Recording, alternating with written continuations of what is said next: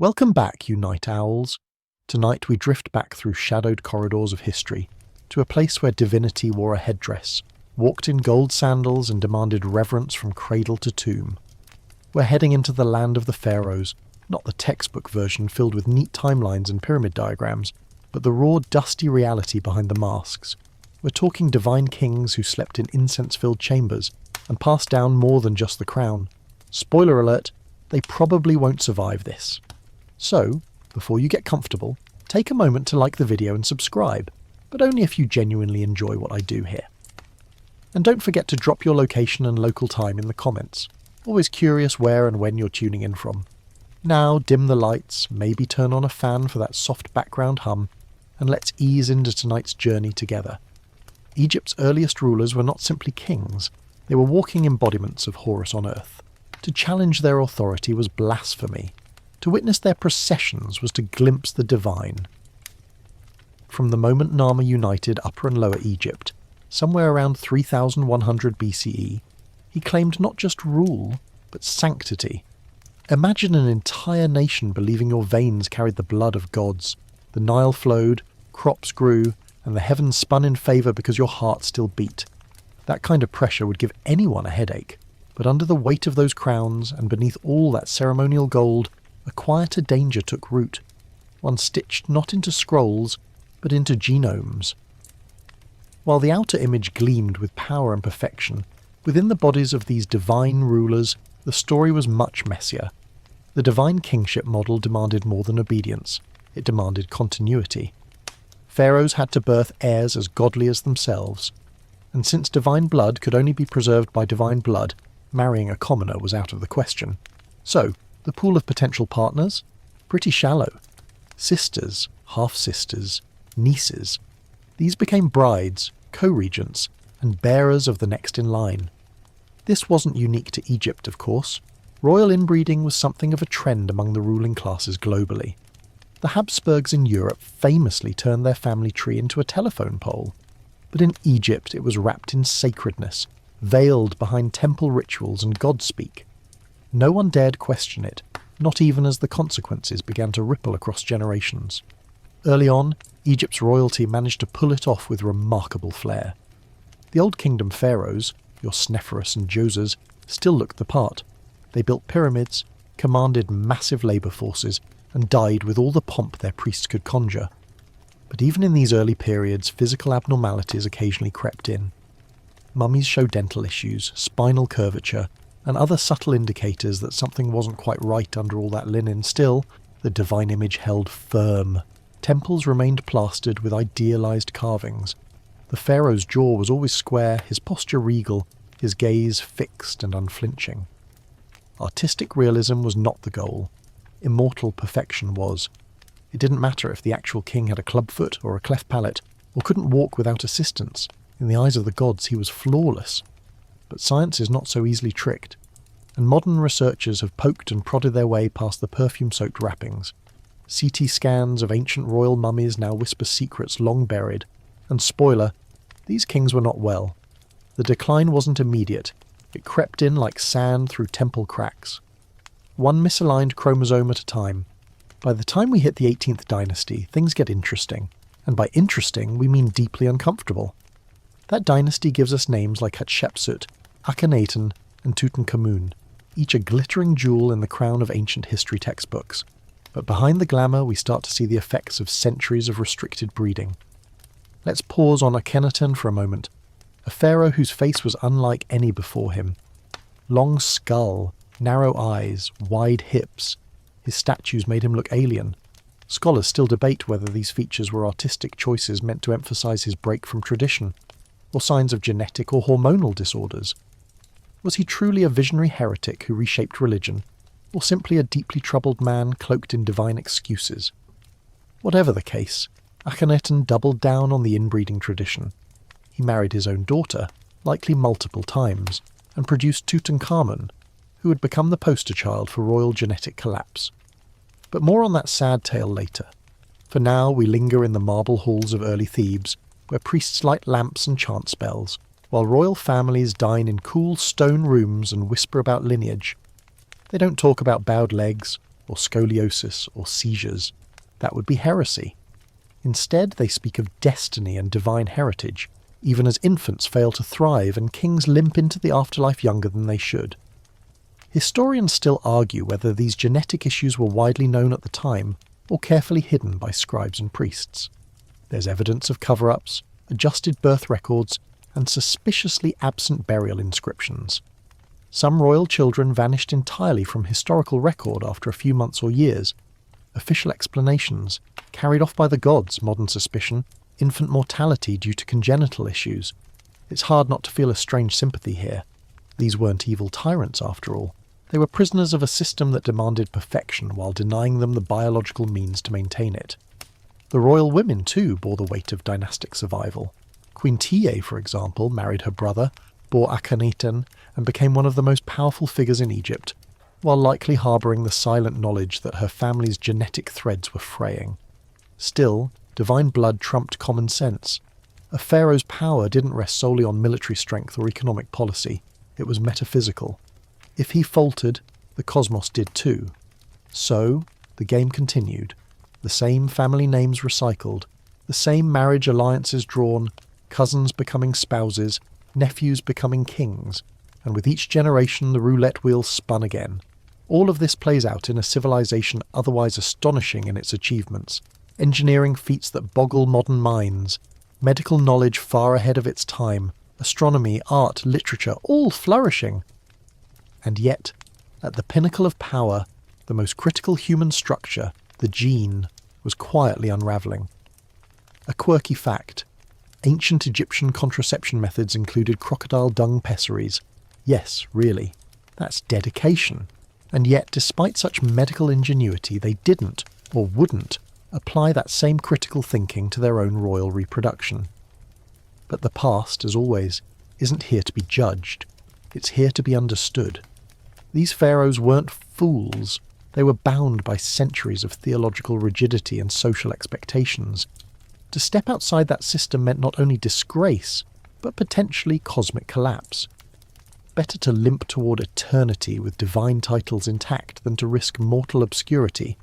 And so they did, one generation after another, until the masks could no longer hide the truth. The royal tombs of Egypt are quiet now, sealed in limestone silence and flickering torchlight memory.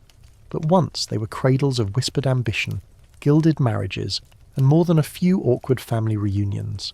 Tonight, we sink deeper into the labyrinth of the pharaonic bloodline, right into the coils of a family tree so tangled it could qualify as a hieroglyphic knot. When Egyptian kings looked for wives, they didn't need a matchmaker, they needed a family reunion. The practice of marrying within the royal family wasn't a scandal, it was a ritual necessity. The logic, wrapped in divinity and tradition, was as sleek as the Nile at dusk. Since the pharaoh was divine, so too must his consort be. And who better than a sister or half-sister to match that godly DNA? By the time the Middle Kingdom rises in 2055 BCE, this practice has evolved into a political and spiritual staple. Royal inscriptions proudly identify queens as king's sister or king's daughter, a flex, not a red flag. This wasn't about forbidden love, it was about power consolidation. The fewer families involved in the succession, the less chance of rebellion or dynastic war. Keep it in the family, literally. But the costs of this genetic lockdown begin to whisper behind the scenes. You won't find them carved in stone or immortalised in temple walls. You'll find them instead in the bones. Narrowed skulls, congenital defects, stunted limbs. These aren't the things kings like to advertise, and so the mummies, once wrapped in gold and perfume, become our reluctant confessionals. By the 17th dynasty, the practice has become so standard that breaking it would have seemed heretical. Pharaohs marry their sisters not just once, but in generational cycles. And while outwardly everything continues, temples built, armies led, deities placated, inside the royal chambers the toll begins to show. The pharaohs weren't alone in this. Royal dynasties across the world have dabbled in this kind of genetic conservatism. The Ptolemies, who would rule Egypt much later, would bring sibling marriage to almost theatrical levels. Think Cleopatra marrying her brother and then doing it again. But unlike the Greeks, the native Egyptian dynasties did it under a thick veil of religious necessity. To break the cycle was to invite chaos, or worse, the gods' disapproval. The story of these entangled bloodlines often unfolds through the women, queens, sisters, daughters, whose reproductive power held the future of Egypt. Unlike in many ancient societies, Egyptian women of the royal household wielded considerable influence. Queen Ahotep for instance, helped hold the kingdom together during tumultuous times, ruling in her son's absence and even reportedly rallying troops. But that power came with a price. These women were expected to bear children who were both divine and viable. The expectation, stacked against limited genetic variety, created immense pressure. Many of these royal mothers likely endured multiple miscarriages, stillbirths, and the silent grief of losing children to genetic conditions no one had a name for. There's a particularly poignant case in the Valley of the Kings, Tomb KV 62, the resting place of Tutankhamun. Nearby, archaeologists discovered 2 tiny coffins, mummified fetuses, believed to be Tut's daughters. Their bones, barely developed, hint at the brutal reality of incestuous unions. Born too early or too fragile to survive, their existence is a tragic footnote to royal ambition. Historians still argue whether this tight-knit royal marriage system was truly about genetics or simply politics. Some scholars insist it had more to do with preserving legitimacy than lineage. But either way, the result was the same, a shrinking gene pool and a growing catalogue of inherited disorders. There's a darkly ironic moment in the temple inscriptions of the New Kingdom, where Pharaoh Amenhotep III refers to his bride, Tiye, as a woman of great intelligence. Tiye was not of royal blood, which makes this pairing something of a scandal, or at least a deviation. Yet their union was successful by many measures. Their son, Akhenaten, would become one of the most polarizing figures in all of Egyptian history. But he also bore the increasingly visible signs of genetic strain. As the generations turn, the family web gets more complex. Pharaohs marry their sisters, then their nieces, then their daughters, and yes, in some cases even their granddaughters. These weren't simply marriages, they were spiritual fortifications, each union a bulwark against external claimants and earthly chaos. But the cost was cumulative. By now, the royal lineage resembles less a tree and more a serpent eating its tail. Lineage charts from the 18th and 19th dynasties start to look like circular mazes, with names repeating like a stuck record.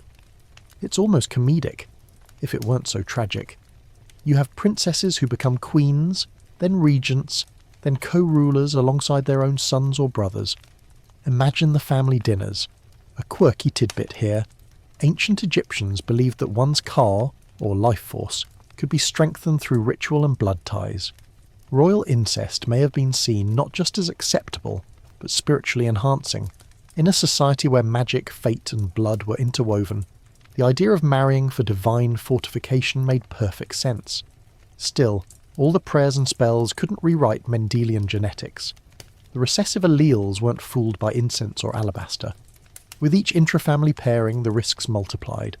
Epilepsy, scoliosis, cleft palates, immune deficiencies. None of it visible in the carvings, but much of it present in the mummies. By the time we reach the reign of Akhenaten's son, yes, Tutankhamun again, the royal line is wobbling on unstable legs. Tut's health problems were not isolated. His whole generation suffered from ailments born of too close blood. But even as their bodies failed, their images remained divine, carved into granite and remembered in gold. It's this contradiction that makes ancient Egypt so haunting, a civilization so ahead in architecture, astronomy and administration, yet so bound by archaic genetics. The priests could align temples with stars, but they couldn't align chromosomes. They could embalm a body for the afterlife, but not ensure it would thrive in this one. What's especially telling is the silence. The royal records do not mention deformities or deaths in infancy. They do not admit to madness or weakness. Instead, they speak of eternal strength, of perfect wisdom, of unbroken legacy. It's a mask tightly wrapped and sealed like a mummy's shroud. And yet, in this silence, there's something deeply human. Behind the divine titles and marble facades were people trying to hold their world together. People making decisions not out of malice or ignorance, but fear. Fear of chaos, fear of collapse, fear of letting the divine slip through their fingers. They clung to ritual because it was all they had. In that way, Egypt's royal incest wasn't just about blood. It was about belief. A belief so powerful it built pyramids, moved armies and twisted genetics into knots. The air inside the royal tombs is still, like the last breath of a forgotten prayer. Candles flicker against walls painted with gods and boats, and journeys through the night sky, while in their alcoves lie kings who never saw 50, and children who never saw 5. As we peer closer, the story deepens. Not just one of twisted lineage, but of bodies that tell tales their stone-carved epithets never dared whisper. By now, the effects of royal inbreeding are no longer speculative, they're anatomical.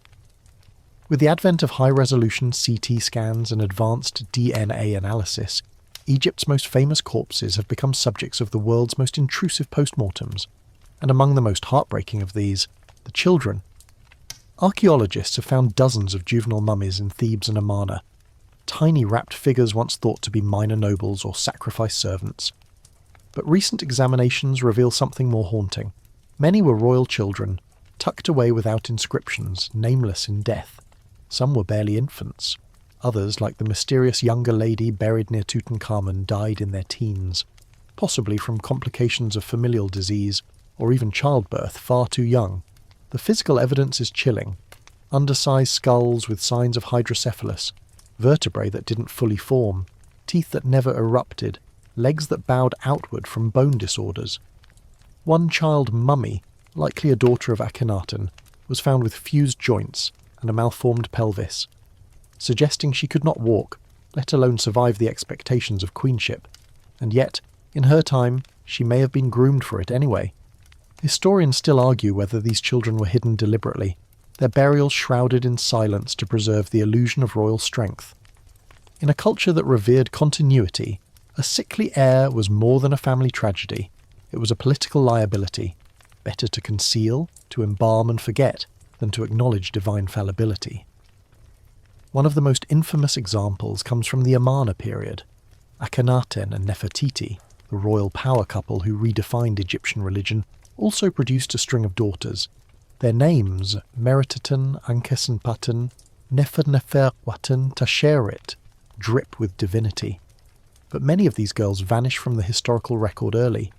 We have statues, inscriptions, partial mentions, and then nothing. No adult titles, no tombs, no official deaths. In the royal depictions they appear healthy, dancing before the gods or riding in chariots. But those might be aspirational, not actual.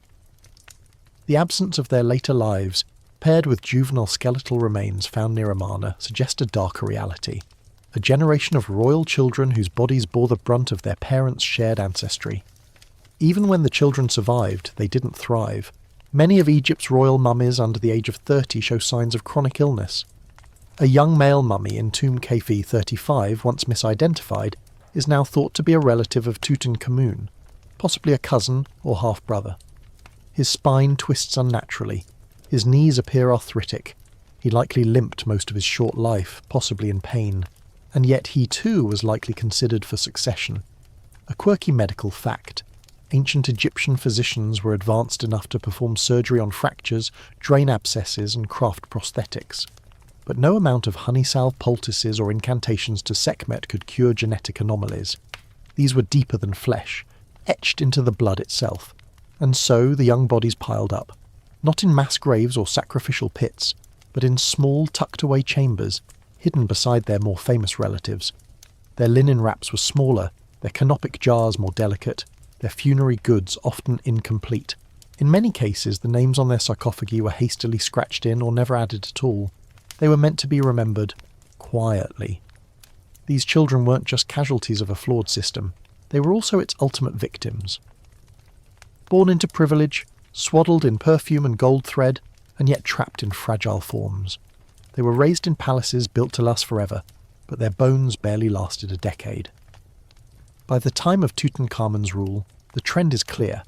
His own body, uncovered by Howard Carter in 1922, became a grim showcase of what generations of close-kin marriages could produce. CT scans reveal a constellation of issues: a cleft palate, scoliosis, elongated skull, likely inherited from his father Akhenaten, a clubfoot, and necrosis in the left foot that would have made walking excruciating. He required a cane to stand, and not just symbolically. Over 130 walking sticks were found in his tomb, some worn at the tips. This wasn't a young warrior king, this was a frail teenager who had to be propped up even in death. And while golden masks and lotus-strewn sarcophagi dazzled the world, his skeleton whispered the cost of divine bloodlines. Historians once romanticised Tutankhamun's reign as a return to tradition, a course correction after Akhenaten's religious upheaval. But in truth, Tut was a puppet. His youth and frailty made him pliable, a king who reigned more in name than in action.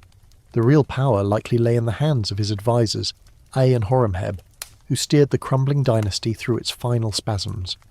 And yet, Tutankhamun fathered children, or tried to. The 2 female mummies found in his tomb, likely his daughters, both stillborn, bore skeletal abnormalities. One had spina bifida, the other club feet and severe chest deformities. These weren't isolated tragedies. They were genetic red flags flapping in the dark silence of the tomb. So why did no one stop the cycle? Why did they keep marrying their sisters, cousins, nieces? Because they had to. In the minds of the royal court, to bring in outsiders was to dilute the divine. A pharaoh was not merely a man, he was Horus made flesh, the living bridge between earth and the sky gods. His semen was considered sacred, his heart a measure of cosmic balance. To mate that with a commoner, no matter how beautiful or intelligent, was to threaten the equilibrium of the universe. And so, even as the children weakened, even as the coffins grew smaller and the funerals more frequent, the cycle endured. Generation after generation born of shared wombs and shared ancestors. A fringe theory floats around some circles, half dismissed by academia, half whispered by alternative historians, that some of these children weren't just discarded because of illness. Some believe they were sacrificed, offered up in rituals to restore balance. There's no conclusive proof, and most scholars reject the idea. But in a world where the divine was felt in every breath, where death was a doorway and kings communed with stars, the line between medicine and magic could blur dangerously. What's more likely is that these children, once deemed too frail or too deformed, were quietly removed from the public eye. Some were buried with honours, others in near anonymity, but all carried the invisible burden of their lineage. It's easy now, with modern hindsight, to gasp at the cruelty. But remember, this was not cruelty. It was desperation masked as tradition. A civilization trying to preserve itself through rituals that had once worked, now turned self-destructive. And amid all of it, the priests kept chanting. The scribes kept recording victories. The architects kept building tombs.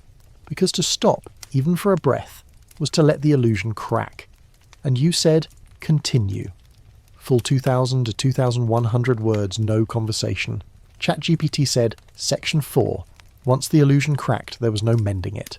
In the golden heat of Thebes, amidst lotus-scented palaces and fan-cooled verandas, one face gleamed above all others, Nefertiti, the queen whose name still rolls off the tongue like a love poem. Her bust, uncovered in a sculptor's workshop centuries after her death, has become one of the most iconic artefacts of ancient history. With her elegant jawline, perfectly arched brows, and distant, knowing gaze, she seems almost too modern, like a supermodel misplaced in time. But beauty, in ancient Egypt, was rarely skin-deep. It was political, strategic, and sometimes entirely manufactured. Nefertiti wasn't just a consort. She was a phenomenon. Her titles include Great Royal Wife, Mistress of Upper and Lower Egypt, and, in some inscriptions, something far more controversial, co-regent. Some Egyptologists argue that she ruled alongside her husband Akhenaten, not merely as queen, but as equal, possibly even alone after his death under the name Neferuaten. The debate still burns in scholarly circles, mostly because the evidence is tantalizingly fragmented. What is clearer, though, is that Nefertiti's bloodline is a subject of endless speculation. Despite her central role in one of Egypt's most radical dynasties, we don't actually know who her parents were. She might have been a commoner, or the daughter of a royal advisor who later seized the throne. If she wasn't of royal blood, then her elevation would have been revolutionary. A common-born queen co-ruling Egypt and birthing heirs with divine legitimacy. Or she might have been a cousin or niece of Akhenaten, another spoke in the endless royal DNA wheel. the truth is lost in time, and mummified records don't talk easily. Her daughters, 6 of them as far as we can tell, were all born during Akhenaten's reign, their names inscribed in temple walls and palace frescoes: Meriteten, Meketaten, and the adorably repetitive Neferneferuaten Tasherit. They appear often in family scenes dancing before the sun disk Aten, adorned in diadems and lotus garlands. At first glance they're healthy, happy, vibrant. But as with so much in Egypt, image and reality rarely held hands for long. One fresco in the royal tomb at Amarna shows a heartbreaking scene: a small lifeless figure lying limp while the royal family mourns. Scholars believe it may depict the death of Meketaten during childbirth, possibly as young as 12 or 13, the father, likely Akhenaten himself. If true, it would be one of the most disturbing legacies of royal inbreeding. Daughters bred not for courtly diplomacy or foreign alliances, but for reproductive utility within the family. Historians still argue whether this child-mother scenario was normal, exceptional, or exaggerated by later interpretation. But the fresco doesn't lie. Something tragic happened, and it was painted on sacred tomb walls, not hidden away. That alone speaks volumes. And Nefertiti? And after year 12 of Akhenaten's reign, she vanishes from the record. Some say she died. Others suggest she transformed, becoming co-ruler Neferneferuaten in disguise, a pharaoh in her own right. If true, she would have been one of only 2 women in Egyptian history to rule as king rather than queen, the other being Hatshepsut. Either way, her legacy is entwined with the unravelling of royal genetics. Her daughters, like her stepson Tutankhamun, were born into a lineage that had long passed the point of biological sustainability. Their images remain graceful, but their bones, what few remain, suggest brittle fates. And the art. It changed too. Under Akhenaten and Nefertiti, the court's aesthetic shifted radically. Traditional stylizations gave way to elongated limbs, wide hips, sunken chests. Figures became androgynous, even surreal. At first, scholars thought it symbolic, perhaps to reflect spiritual transformation under the sun god Aten. But the more we learned, the more plausible another theory became. The artist was simply painting what they saw. Akhenaten himself appears almost alien in stature. Sloped forehead, wide pelvis, skinny limbs, protruding belly. Not the square-jawed warrior king of tradition, but something altogether stranger. Some have diagnosed him posthumously with Marfan syndrome, or Fröhlich's, or even a genetic endocrine disorder. Of course, it's all conjecture. Diagnosing a 3,000-year-old skeleton based on temple carvings is risky business. But when you combine artistic clues with CT data and DNA from royal mummies, the pattern is hard to ignore. This is where Nefertiti's legacy becomes especially intriguing. If she truly wielded power, she may have also directed or approved these radical visual shifts. Perhaps to align the royal image with their actual appearance, embracing their abnormalities as divine uniqueness. Or perhaps it was a smokescreen, cloaking deformity and theological abstraction. Either way, it didn't last. After Akhenaten's death and Tutankhamun's brief reign, Egypt snapped back like a rubber band to its old gods, old art, and old ways. Nefertiti was erased, her images defaced, her name scratched out. The Aten temples fell silent, their courtyards reclaimed by dust and silence. But her face, that famous bust found centuries later, never meant to be seen by the public, survived. It wasn't finished. One of her eyes is missing. Some say the artist ran out of time. Others think it was deliberately left that way, a symbol of her liminal status between goddess and ghost. Either way, the face is flawless. No signs of deformity, no hints of the genetic decay her family line was known for. Just symmetrical beauty, frozen in blue and gold. And perhaps that's the most telling detail of all. Even in the midst of decline, the image of divine perfection had to be maintained. Because the truth was brittle, bow-legged, club-footed, sometimes stillborn. We tend to imagine ancient royalty as invincible, larger than life, immune to the vulnerabilities of their subjects. But Nefertiti's daughters, Tutankhamun's fetuses, and the fractured spines of young royals tell another story. One of fragility, of immense burden, of children born into silk and incense but also into pain. A quirky tangent. Ancient Egyptians believed the gods themselves had families, and yes, sometimes even married their siblings. Osiris and Isis were brother and sister. So were Geb and Nut. In myth, this divine incest produced the next generation of gods. It was a cosmic mirror reflected in human rulers. What was sacred in the heavens became mandatory on earth, and yet, despite this celestial justification, the bodies continued to fail. By the end of the 18th dynasty, Egypt's royal line was dangling by a thread, and not a particularly sturdy one. Back in Amarna, as the wind whistles through broken colonnades and half-buried walls, one wonders, did Nefertiti know? Did she suspect that the very traditions she upheld were killing her children? That the thrones she built for them would one day become sarcophagi? We'll never know. But a legacy, like her face, remains etched in time, part perfection, part mystery, all too human. The gilded sarcophagus lies open like a confession. Beneath layers of gold leaf, ceremonial linens and funerary oils, the most famous boy king in history lies in eternal stillness, his skeleton telling stories his priests never dared whisper aloud. Tutankhamun. The name conjures treasure, spectacle, curses, but under all that drama is a fragile body, so battered by genetics and misfortune, it barely made it to manhood. Tutankhamun takes the throne around age 9. Not that he truly ruled. His advisors Ay and Horemheb held the reins while he learned to hold a scepter without toppling over. His rise to power came during one of Egypt's most unstable moments, after the religious chaos of Akhenaten's reign.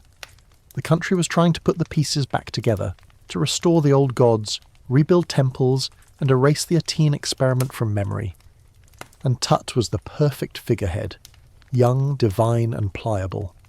But while his advisors painted over temple walls and recarved the names of ancient deities, Tutankhamun's own body was beginning to crumble.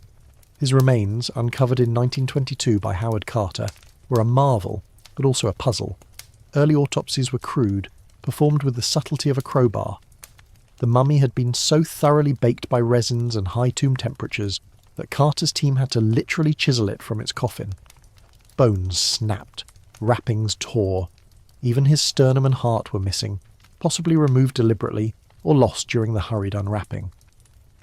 For decades, theories swirled. Was he murdered? Did he die in a chariot crash? Was he cursed? But as science improved, so did the clarity of his story. CT scans and DNA testing in the early 2000s finally unravelled the mystery, not of murder, but of mutation. Tutankhamun had a cleft palate and a curved spine. His left foot was deformed by a condition known as Kohler's disease, which caused the bones to collapse. His club foot was so severe he could not have walked unaided.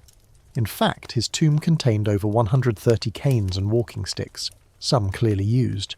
He may have been carried in public ceremonies, supported by servants when not seated on thrones, and yet his public images, carved in stone and painted in gold, always show a poised, upright king, strong, stoic, divine. Historians still argue whether these depictions were idealized out of custom or necessity. Was Egypt hiding a crippled god-king behind artistic propaganda? Almost certainly. But it's not just art, it's defense. The pharaoh represented Ma'at, cosmic order. A broken body hinted at a broken world. And Tut's body was very broken. His right leg was fractured, sharply, brutally, perhaps near the time of death. Some believe it was from a fall, possibly exacerbated by his skeletal issues. The wound never healed, and with no antibiotics or advanced surgical skills, infection was likely fatal. Combine that with signs of malaria in his DNA, and Tut's final months begin to look like a painful descent into systemic failure. Yet he was still expected to produce an heir. Tutankhamun married Ankhesenamun, his half-sister. She was likely around 13 at the time, and he only a year or two older. Together, they tried to perpetuate the divine bloodline. 2 mummified fetuses buried in Tut's tomb were likely their daughters. Both were stillborn. Both exhibited physical deformities. One had spina bifida, the other severe scoliosis and a distorted rib cage. These were not isolated tragedies. They were red flags, the inevitable result of centuries of inbreeding. But still, the facade was maintained. In public reliefs, Tut is shown smiting enemies, hunting ostriches and making offerings to gods. His chariots, found buried with him, were ornate and battle-ready. Yet forensic analysis shows he could barely stand upright. His clubfoot would have made riding a chariot impossible. Those depictions were fantasies, sacred illusions, a quirky detail. In one carving, Tutankhamun is shown leaning on his wife as they stand together beneath the sun. It's one of the rare moments in Egyptian art where the pharaoh is visibly supported. Was it an accidental truth, or a moment of honesty, slipped past the censors by a sentimental artist? As Tut's health declined, Egypt watched closely. The boy king had become a symbol of national restoration. His death without a healthy heir meant instability, and sure enough, when he died around age 19, the dynasty fractured. The cause of death remains debated. Malaria, a broken leg, compromised immunity, genetic illness. It may have been all of these. His body, fragile as papyrus in a rainstorm, gave out, and with it the last legitimate male heir of the 18th dynasty died too. What followed was political manoeuvring on a theatrical scale. His widow, Ankhesenamun, now a teenage queen without a husband, made a shocking move. She wrote to the king of the Hittites, a sworn enemy, asking for one of his sons to come and marry her. She swore she'd never marry a servant, meaning a non-royal Egyptian. It was a desperate act to keep the divine bloodline alive without resorting to marrying commoners. Historians still argue about her motivations. Was she truly desperate? Was it a power play? Or simply a young woman cornered by scheming advisors? Whatever the truth, the plan failed. The Hittite prince sent to Egypt was killed, likely ambushed en route. Shortly after Ankhesenamun vanishes from history, her tomb has never been found. Into the vacuum stepped I, a former advisor, possibly Nefertiti's father or even Tut's grandfather. He married Ankhesenamun, or claimed to, usurped the throne, and had his own brief reign. Then Aramheb, a general, took power, seizing the kingdom not by birthright, but by brute political force. The divine bloodline was over, and in many ways, good riddance. But Tutankhamun didn't vanish. Ironically, for a king who ruled only a decade and was largely forgotten after his death, his tomb's accidental preservation gave him eternal fame. Because later pharaohs, possibly embarrassed by his deformities and his father Akhenaten's heresies, intentionally erased his name from official records. His tomb wasn't plundered because it was hidden. His name lost to time, buried under rubble from later construction. So when Howard Carter's team stumbled upon it in 1922, untouched by grave robbers, it became the most complete pharaonic burial site ever discovered. Gold, alabaster, perfume jars still scented. Even his sandals were there. Tiny, custom-made, with a little indentation for his twisted toes.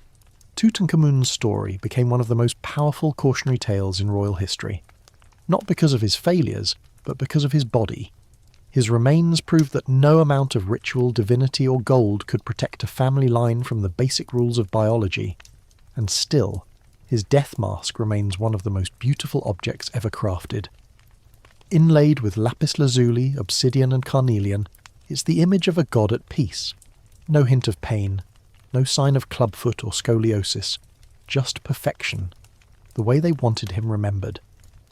But the bones beneath whisper something else. They whisper of canes and crushed feet, of malaria and limping ceremonies. They whisper of stillborn daughters and desperate marriages, of a line stretched too thin, finally snapping under the weight of its own sacredness. Tutankhamun died young, but not alone. Around him, buried in silence, are echoes of a dynasty's genetic gamble, one that played out not on battlefields but in bloodstreams. In the shadowed inner chamber of a forgotten tomb, the light from a flickering oil lamp casts the outline of a body. A pharaoh once carried in parades, once prayed to by thousands, now reduced to brittle bones and a spine warped like a twisted reed. Tonight, the name is not Tutankhamun. It's not Ramses or Akhenaten. This time, it's the pharaoh with the clubfoot. The one whose body tells a story no scribe would dare inscribe. Because even gods, it turns out, can hobble. The medical scans begin with what should be a standard full-body review, but immediately something seems off. The skeleton reveals an awkward gait, uneven limb length, and a pelvis shaped more like a triangle than a throne. There are bone lesions, inflamed joints, and spinal malformations. This isn't an isolated case, it's one more royal wreck in a string of ancient anatomical tragedies.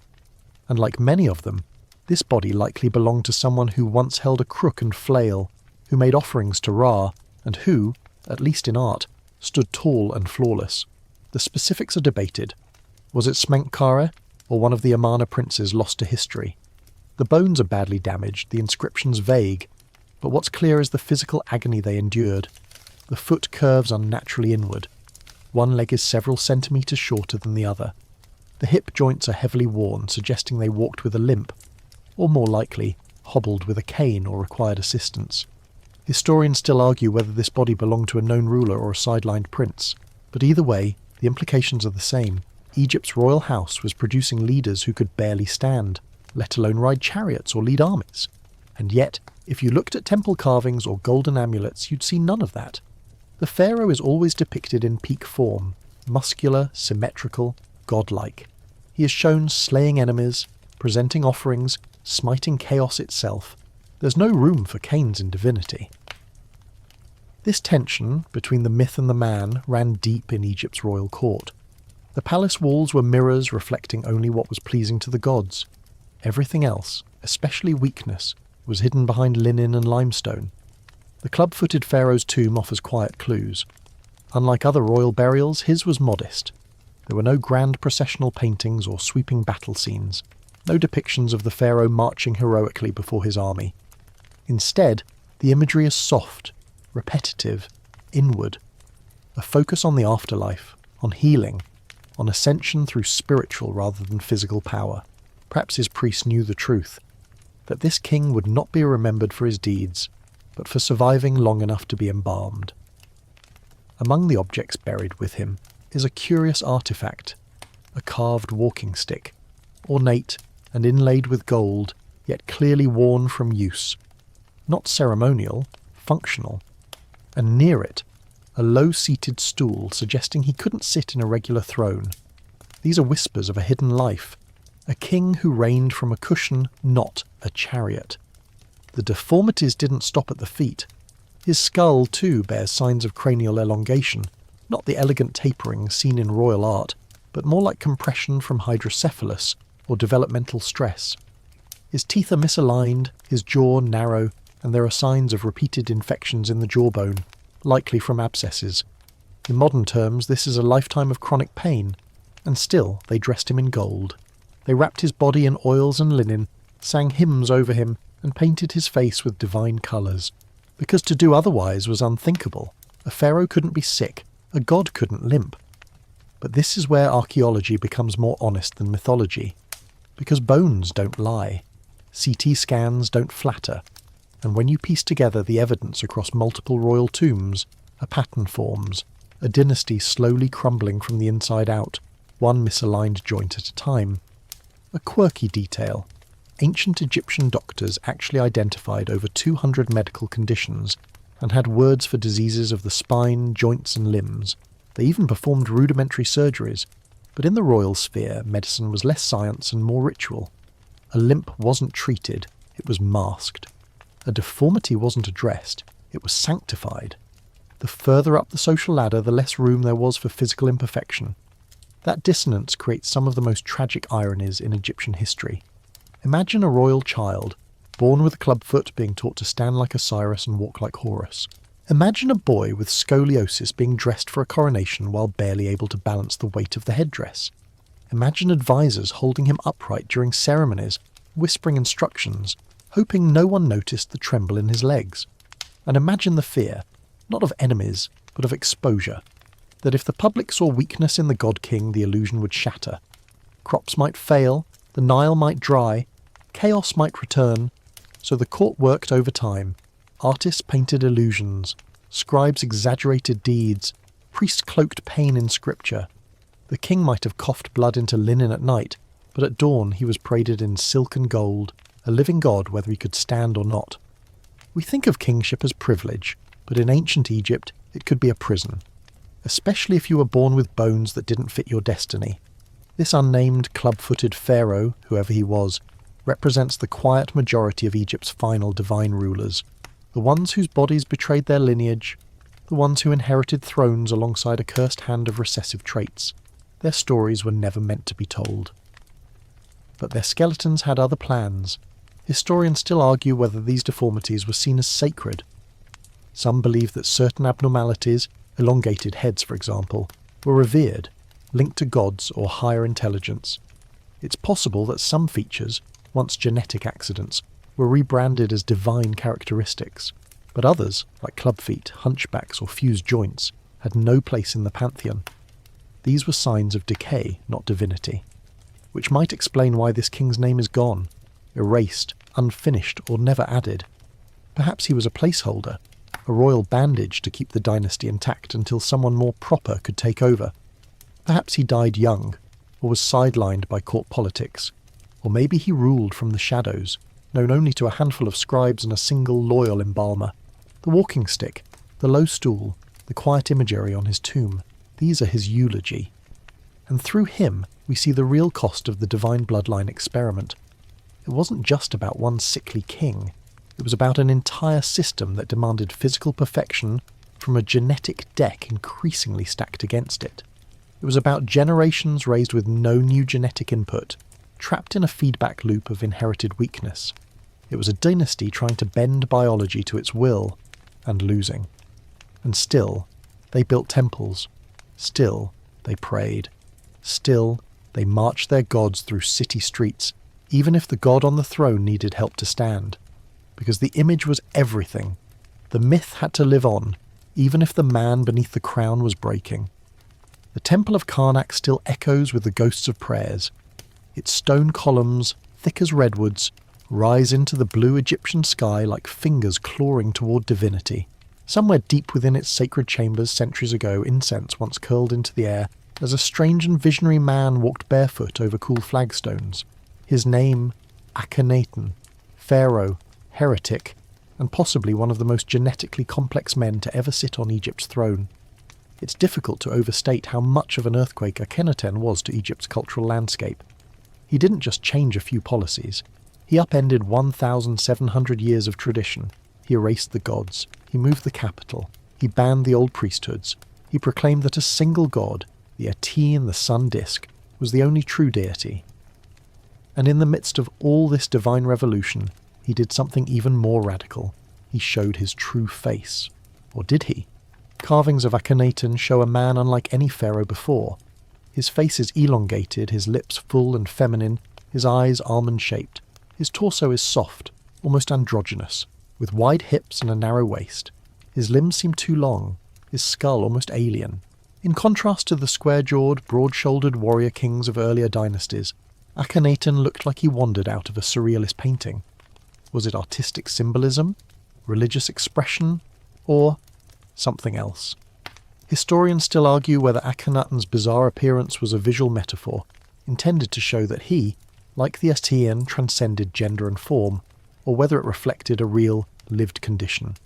Some scholars propose Marfan syndrome, a genetic disorder that causes elongated limbs, flexible joints, and a tall, thin frame. Others suggest Froehlich's syndrome, though that's less likely now due to lack of supporting symptoms. The more fringe theories even whisper about extraterrestrial origins. But let's not blame aliens for everything just yet. More seriously, the physical abnormalities in Akhenaten's depictions are not isolated. His daughters, 6 of them, born from his queen Nefertiti, also appear in similar stylizations, elongated skulls, thin arms, soft features. These similarities suggest one of two things. Either the royal sculptors were deeply committed to a new visual theology, or the royal family really did look like that. Then there's the skeleton. Unfortunately, Akhenaten's body has never been positively identified. There are candidates, most notably the remains from tomb Kv 55, found near Tutankhamun's. The bones in Kv 55 belong to a male, likely between 18 and 25 years old at death. But DNA testing later suggested he was Tutankhamun's father. This aligns with Akhenaten, but the age discrepancy remains a major scholarly debate. Some insist the remains are Akhenaten's, others argue the timeline just doesn't fit.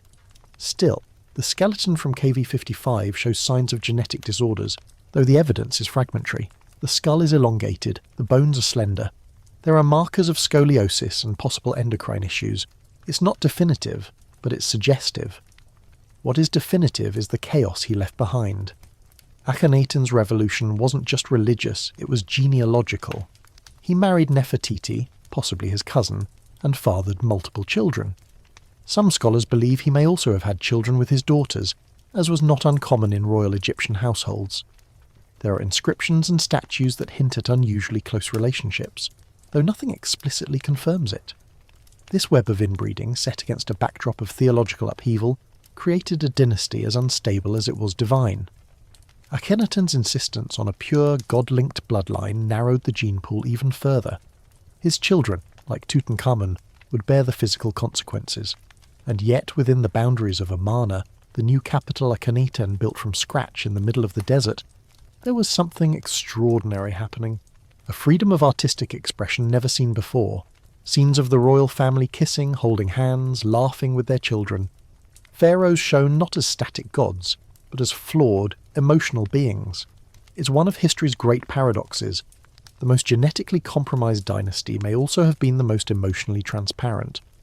A quirky fact: Amarna art is one of the few places in ancient Egyptian history where we see actual affection, like Akhenaten holding a daughter close to his face, their cheeks touching.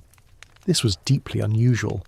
Earlier pharaohs were depicted stiffly, eternally poised, often larger than everyone around them, but Akhenaten allowed vulnerability into the royal image. Perhaps that's why he disturbed the priesthood so deeply. It wasn't just the theology, it was the humanity. Gods weren't supposed to limp, kings weren't supposed to grieve, pharaohs weren't supposed to cuddle their kids. But Akhenaten did. And for a moment he reshaped Egypt in his image. Still, the cost was immense. When Akhenaten died, possibly from complications related to his suspected disorders, the entire Aten experiment collapsed with him. His successor, possibly the mysterious Smenkhare or even Nefertiti under a male name, held the throne briefly, but the dynasty was doomed. The priests returned. The old gods reclaimed their temples. Amarna was abandoned, its stones repurposed, its memory cursed, and Akhenaten erased. His name was chiselled off walls, his statues smashed. He became Egypt's Voldemort, the king who must not be named. But of course, history has a long memory. And today, Akhenaten is remembered not just for his theological rebellion, but for what his story reveals about the cost of divine identity. Because beneath all the metaphysical talk of sun discs and spiritual purity was a man, possibly sick, probably in pain, trying to hold a family together under the crushing expectations of bloodline and belief, a man whose children died young, whose son, Tutankhamun, would be remembered more for his physical frailty than his reign, and whose genetic legacy, however grandly envisioned, was falling apart from the inside out. Historians still argue whether Akhenaten's reforms were a burst of spiritual genius or a desperate attempt to hold together a failing dynasty. Was monotheism a revolution or a coping mechanism?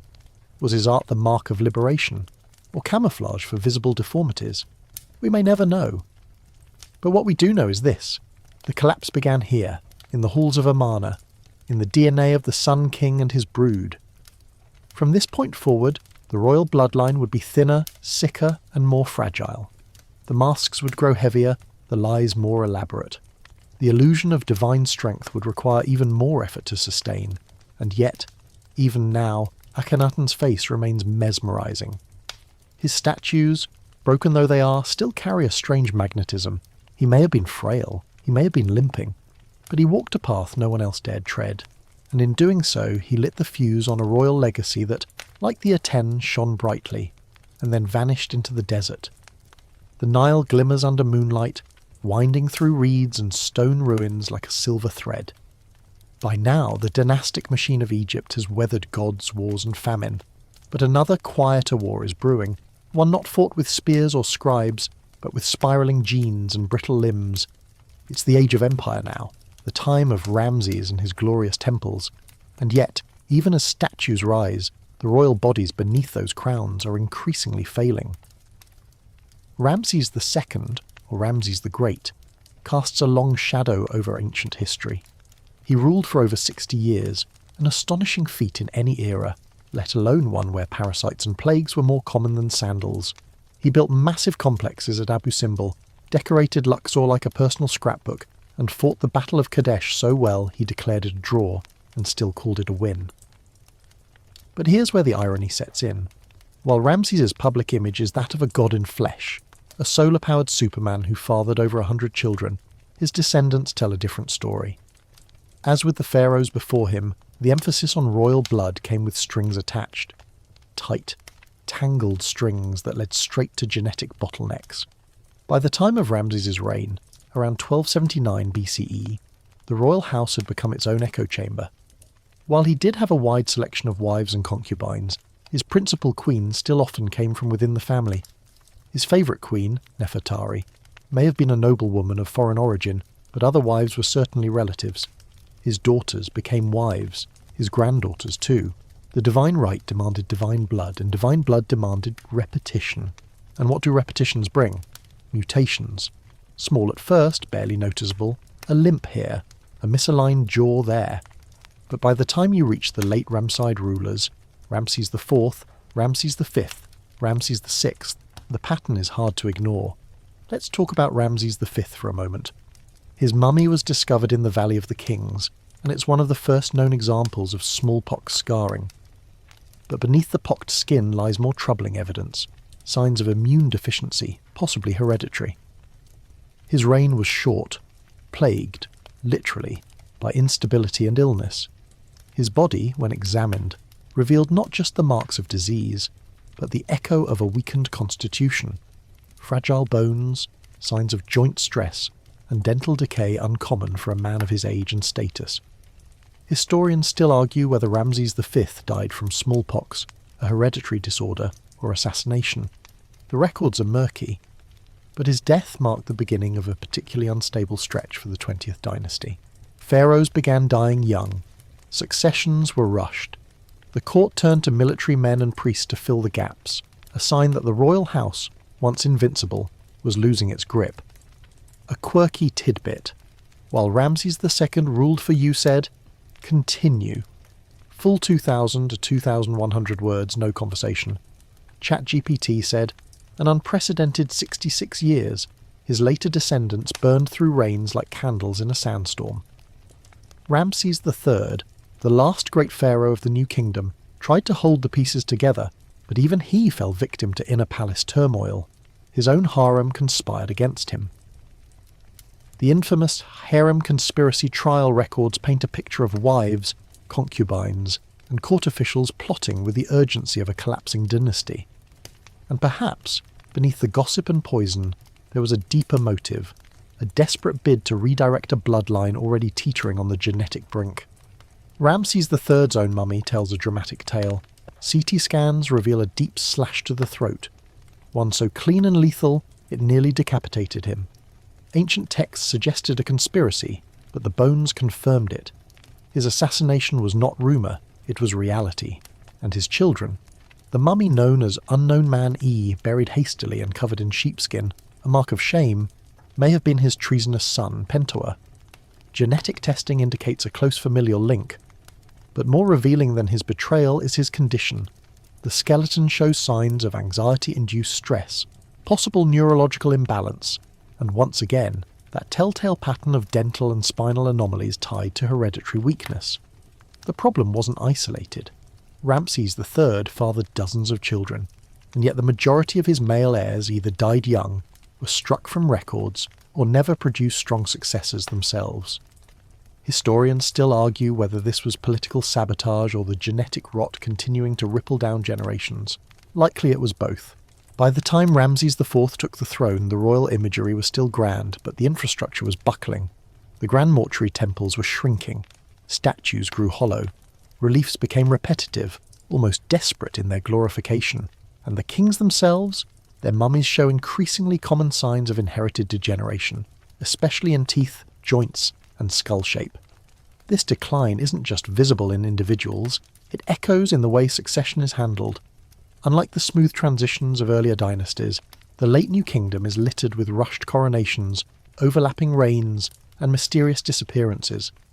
Multiple pharaohs were buried in reused tombs, and court documents from Deir el-Medina, a workers' village near the Valley of the Kings, show that royal coffins were often broken into and reallocated. These were not acts of theft. They were state-directed renovations, necessitated by sudden deaths and a thinning bloodline. A particularly troubling case is that of Ramses VI and Ramses VII. Their tombs are haphazard, their mummies poorly preserved. In one case, there's evidence that the body was dismembered post-mortem, either by tomb robbers or by priests trying to prevent theft. Either way, the respect once afforded the divine body was fading, and through it all, the gene pool remained stagnant. The Ramesside kings, despite access to wealth and regional influence, rarely sought marriage alliances outside Egypt's nobility. Unlike their predecessors who occasionally took foreign princesses, think of the Mitanni or Hittite treaties, the later pharaohs grew increasingly inward.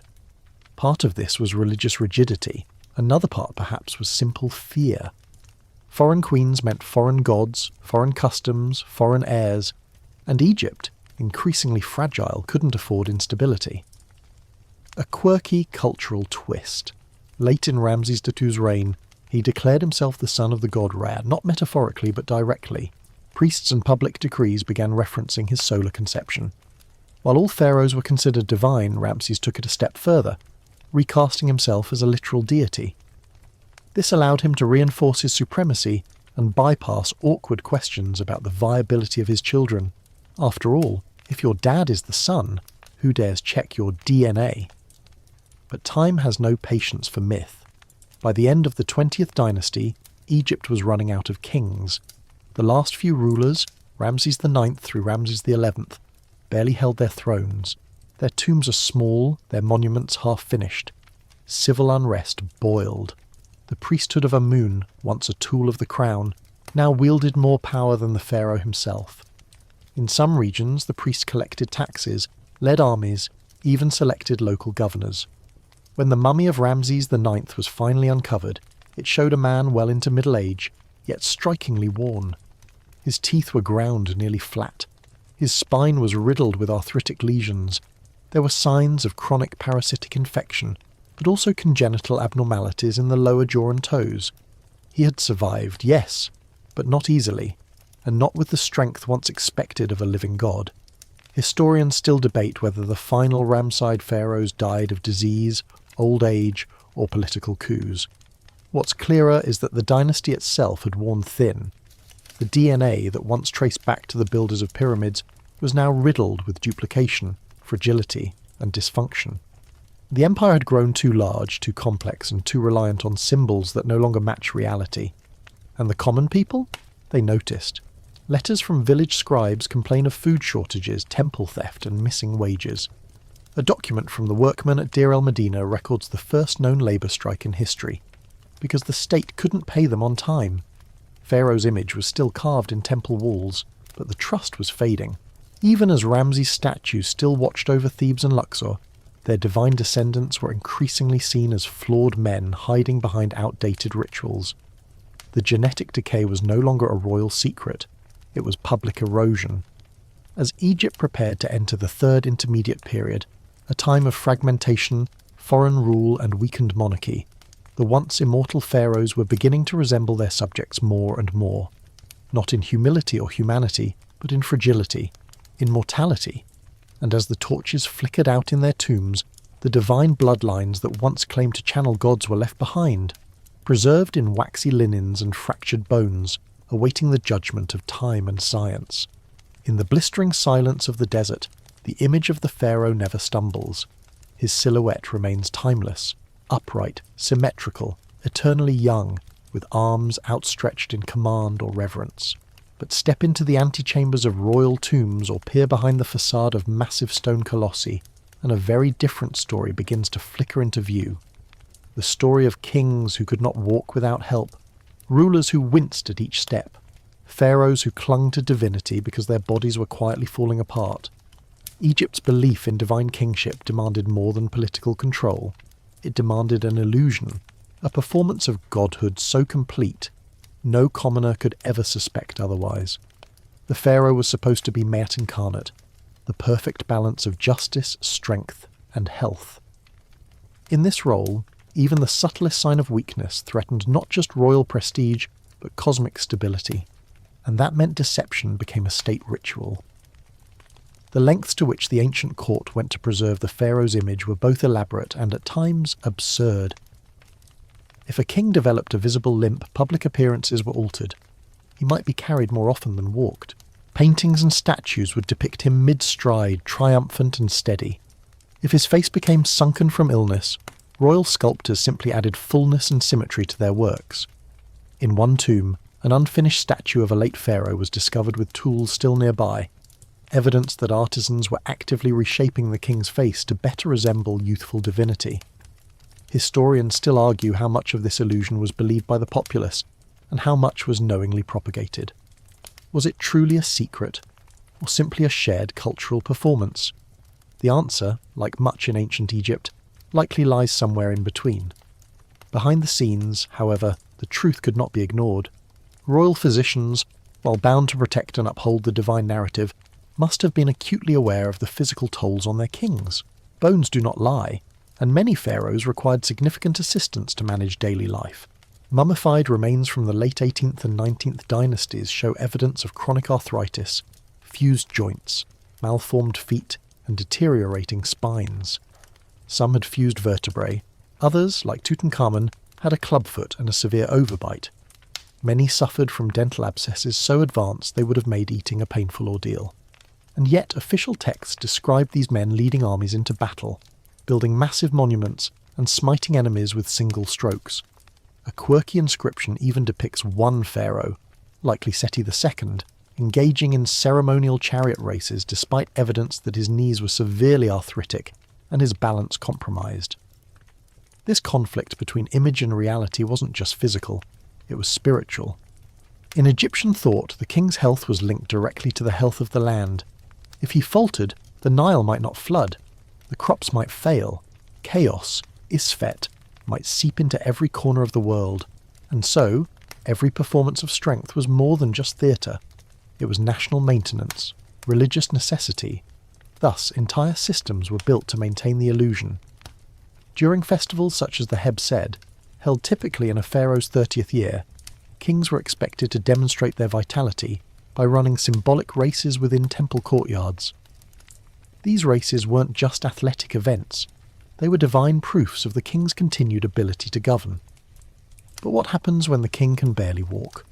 We have records, and art, that suggest accommodations were made. One elderly pharaoh was likely helped through the ritual by aides, with the race path shortened and padded for comfort. Yet, the paintings show only a spry king in full regalia, mid-stride, the very picture of virility. It's a bit like airbrushing history with papyrus and pigment. Even death did not break the illusion. Embalmers were instructed to preserve not just the body, but the royal ideal. A pharaoh's clubfoot might be splintered or even straightened during mummification. Missing teeth were replaced with carved substitutes. In one mummy, padding was added to hollowed cheeks to preserve the fullness of youth, and the burial masks, always symmetrical, always flawless. Because once the king entered the afterlife, he wasn't just a man, he was Osiris, and Osiris does not slouch. One of the most remarkable examples of this illusion is Ramses II himself. When his mummy was examined in the 1970s, scientists were astonished by the state of preservation. His hair was still intact, a ruddy red, and his face bore the serene calm of a man simply sleeping. But deeper analysis revealed a host of ailments: severe arthritis, dental disease, and arteriosclerosis. He likely walked with a stoop in his final decades and suffered chronic pain. But did the artwork show any of this? Not a bit. In temples, Ramses II is eternally young, standing tall, arms outstretched before the gods. There's something profoundly human in this tension. The fear of being seen as weak, the desire to be remembered as better than we are. It's the same instinct that filters selfies and edits biographies, but amplified by sacred duty and divine expectation. Of course, not all kings could fake it forever. In some cases, the mask cracked. A lesser-known pharaoh from the Third Intermediate Period, whose name remains partially lost, was found buried with what appeared to be prosthetic sandals, specialised leather footwear designed to accommodate a twisted foot. His tomb inscriptions were sparse, and the artwork was unusually abstract, avoiding full-body depictions. Perhaps even the artist didn't know how to make weakness divine. Another ruler, Susenes I of the 21st dynasty, was buried in silver, an extraordinary material, but his body showed signs of severe osteoporosis. His bones were porous, brittle. A fall could have ended his reign, and yet silver encased him as if to say, "Even in ruin, I shimmer." Historians still speculate whether the public ever caught glimpses of their gods limping. Did whispers circulate in the markets of Memphis or the boat docks of Thebes? Did servants or temple workers ever speak of the king's hands trembling or his teeth clicking with fever? Perhaps. But in Egypt, speaking ill of the king wasn't just treason. It was cosmic sabotage. And so, if the people noticed, they likely chose silence. Or they believed the story, that even a limping god was better than no god at all. This long-running illusion created a strange kind of theatre, a stage where everyone knew the lines, everyone knew the role, and no one ever said the obvious. The pharaoh could be dying, bones riddled with pain, his body failing from years of closed-loop genetics, but his image was immortal. And so, the tradition endured. It's one of the most remarkable balancing acts in history. For centuries, Egypt maintained a system in which divine imperfection was never spoken, never acknowledged, and never allowed to interfere with the machinery of state. The pharaoh could weep in private, bleed into his linens, or collapse behind a temple curtain. But when he emerged, if he emerged, he stood tall, always, until one day they couldn't fake it anymore. And the gods, once limping quietly behind temple walls, fell. Stone doesn't sweat, but under modern lights the ancient faces of pharaohs seem to glisten, quietly, uncomfortably. They were carved to radiate power, but today science has turned those statues into suspects. CT scanners and DNA labs now hum where priests once chanted, and the linen-wrapped kings of Egypt, so carefully prepared for eternity, are being unwrapped again, this time by data. The turning point came in the early 2000s, when Egyptian authorities finally allowed a full scientific re-examination of royal mummies. For decades, these sacred bodies were protected from invasive testing. But eventually, the potential to unlock genetic secrets, especially in the Tutankhamun family, proved too tempting. Tutankhamun was the starting point, but not the only case. A total of 11 mummies, including those believed to be Akhenaten, Tiye, and the mysterious younger lady, were subjected to full DNA profiling, CT imaging, and anthropological study. The results? A royal horror show masquerading as a family portrait. Let's begin with the basics. Skeletal deformities were rampant. In Tutankhamun we saw scoliosis, clubfoot, cleft palate, and necrosis in the foot bone. In his presumed father, the KV-55 mummy, likely Akhenaten, we find similar spinal curvature and unusual cranial elongation. The younger lady, believed to be Tut's mother and Akhenaten's full sister, shows signs of facial asymmetry and subtle cranial anomalies, suggesting a shared genetic vulnerability. But the real shock came from the relationships themselves. DNA testing confirmed what scholars had long suspected. Tutankhamun's parents were full siblings. Not cousins, not half-siblings, full genetic mirror images. This means every single gene pair in Tut's body had the potential to carry a doubled risk, one from each parent, and it showed. Historians still argue whether the ancient Egyptians knew the biological risks of inbreeding. It's unlikely they understood genetics as we do, but they must have seen patterns. Children who died young, heirs who limped, queens who miscarried repeatedly. At some level, the cost was visible, even if the cause remained obscured by myth and ritual. A quirky, uncomfortable detail.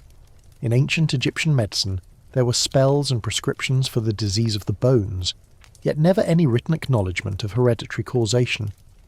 The priests knew how to treat a broken limb, but not a broken gene.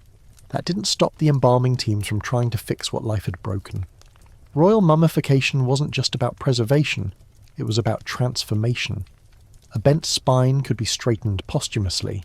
A clubfoot could be wrapped to appear normal.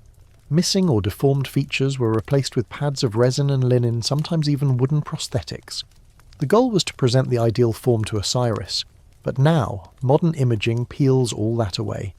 CT scans of the KV-35 mummy, believed to be Queen Tai, Tut's grandmother, showed a woman who lived into her 50s with severe dental disease and arthritis. Her back curved with age. Her teeth, worn down and infected, would have made speech difficult and eating painful. Still, her embalming was exquisite. Hair perfectly preserved, wrappings intact, a cosmetic shell for a decaying truth. The younger female mummy in the same tomb, again, likely the younger lady, was not so lucky. Her face had been damaged, her body poorly preserved, and yet her DNA proved vital. She was both the sister and wife of Akhenaten. She was the mother of Tutankhamun, and she'd been erased from history, not just forgotten, deliberately wiped away. Her name scratched from records, her identity obscured, her tomb incomplete. The act of royal damnatio memoriae, the condemnation of memory, was usually reserved for traitors or heretics. What had she done? Nothing. Her crime was her genes, or perhaps being a reminder of how close Egypt's royal line had veered toward collapse. These mummies, once wrapped in gold-threaded linen and buried beneath spells, are now unwrapped in fluorescence. And the story they tell is not of glory, but of quiet, persistent decline. The skeletal remains from other tombs reinforce the trend. An unnamed young prince, found in a subsidiary tomb near the Valley of the Queens, showed advanced bone lesions consistent with congenital syphilis, or another degenerative disease. He died before reaching 10. His coffin had no name, only the royal symbols marked his status. Even more disturbing are the fetal remains, 2 tiny mummies found in Tutankhamun's tomb, each under a foot long. The older of the 2, perhaps 5 months gestation, had a cleft spine and severe skull malformation. The younger was even more fragile, possibly miscarried. Genetic testing suggests both were Tut's daughters, born to his half-sister Ankhesenamun. These weren't anomalies. They were the final products of a royal bloodline doubling back on itself. Historians still debate whether these fetal mummies were honoured or hidden. They were carefully embalmed and buried alongside their father, which implies reverence. Yet their coffins were unmarked, their placement awkward, suggesting last-minute additions or secret burials. Did the court celebrate them as royal heirs lost too soon, or hide them as failed proofs of divine legacy? Science has removed the mask, but what's left behind isn't just a tragic genetic ledger, it's a cautionary tale. Because even as the pharaohs clung to the illusion of godhood, their bodies, wrinkled, bowed, broken, told another story. And today, they speak again, not in sacred hymns, but in cross-sectioned skulls and mitochondrial haplogroups. A quirky footnote. In 1974, the mummy of Ramses II was flown to France for preservation. Because French law required a passport for every traveller, even the long dead, he was issued one. Under occupation it read, King Deceased. That same mummy, now restored, shows evidence of dental abscesses, spinal arthritis and calcified arteries. He may have been a god, but in the end he died with all the same indignities as a farmer in the Delta. And that's the lesson buried deep in the tombs. The pharaohs, for all their titles and rituals, were human, inbred, frail, mortal. Their courts could fake strength. Their priests could pray away suspicion. Their artists could chisel perfect bodies into stone, but bones don't lie, and eventually science would catch up. So the next time you see that golden mask, flawless and serene, remember, behind it was a boy with brittle limbs, born of siblings, limping toward eternity on a cane. The sun rises slowly over the cliffs of the Valley of the Kings, brushing ancient stone with gold. Somewhere below, in a tomb sealed by dust and silence, lies a queen whose name once shimmered on palace walls, Ankhesenamun, wife of Tutankhamun, daughter of Akhenaten and Nefertiti, and perhaps the most tragic genetic gamble Egypt ever made. Ankhesenamun's story reads like a royal fever dream. Born during the strange sun-drenched days of the Amarna period, she was surrounded by reform and unrest from the start. Her father abolished the gods. Her mother redefined queenship. Her siblings vanished mysteriously from records. And she, still a teenager, was married off to her half-brother Tutankhamun to save a collapsing dynasty. It wasn't an unusual match, by Egyptian standards at least. Royal siblings often married. But in Ankhesenamun's case, the genetic stakes were exceptionally high. She and Tut shared both parents, and likely carried many of the same recessive traits. They were raised under the same divine expectations, the same illusion of spiritual purity. Their marriage wasn't just political, it was a desperate attempt to restart the clock on Egypt's royal bloodline. But time, as always, had other plans. They ruled together in name, though Tutankhamun's advisors wielded real power. Ankhesenamun appears in artwork beside him, offering him lotus garlands or standing quietly by his throne. Her presence is calm, steady, more poised than romantic. Yet her influence was not small. She was queen during the reversal of Akhenaten's heresies.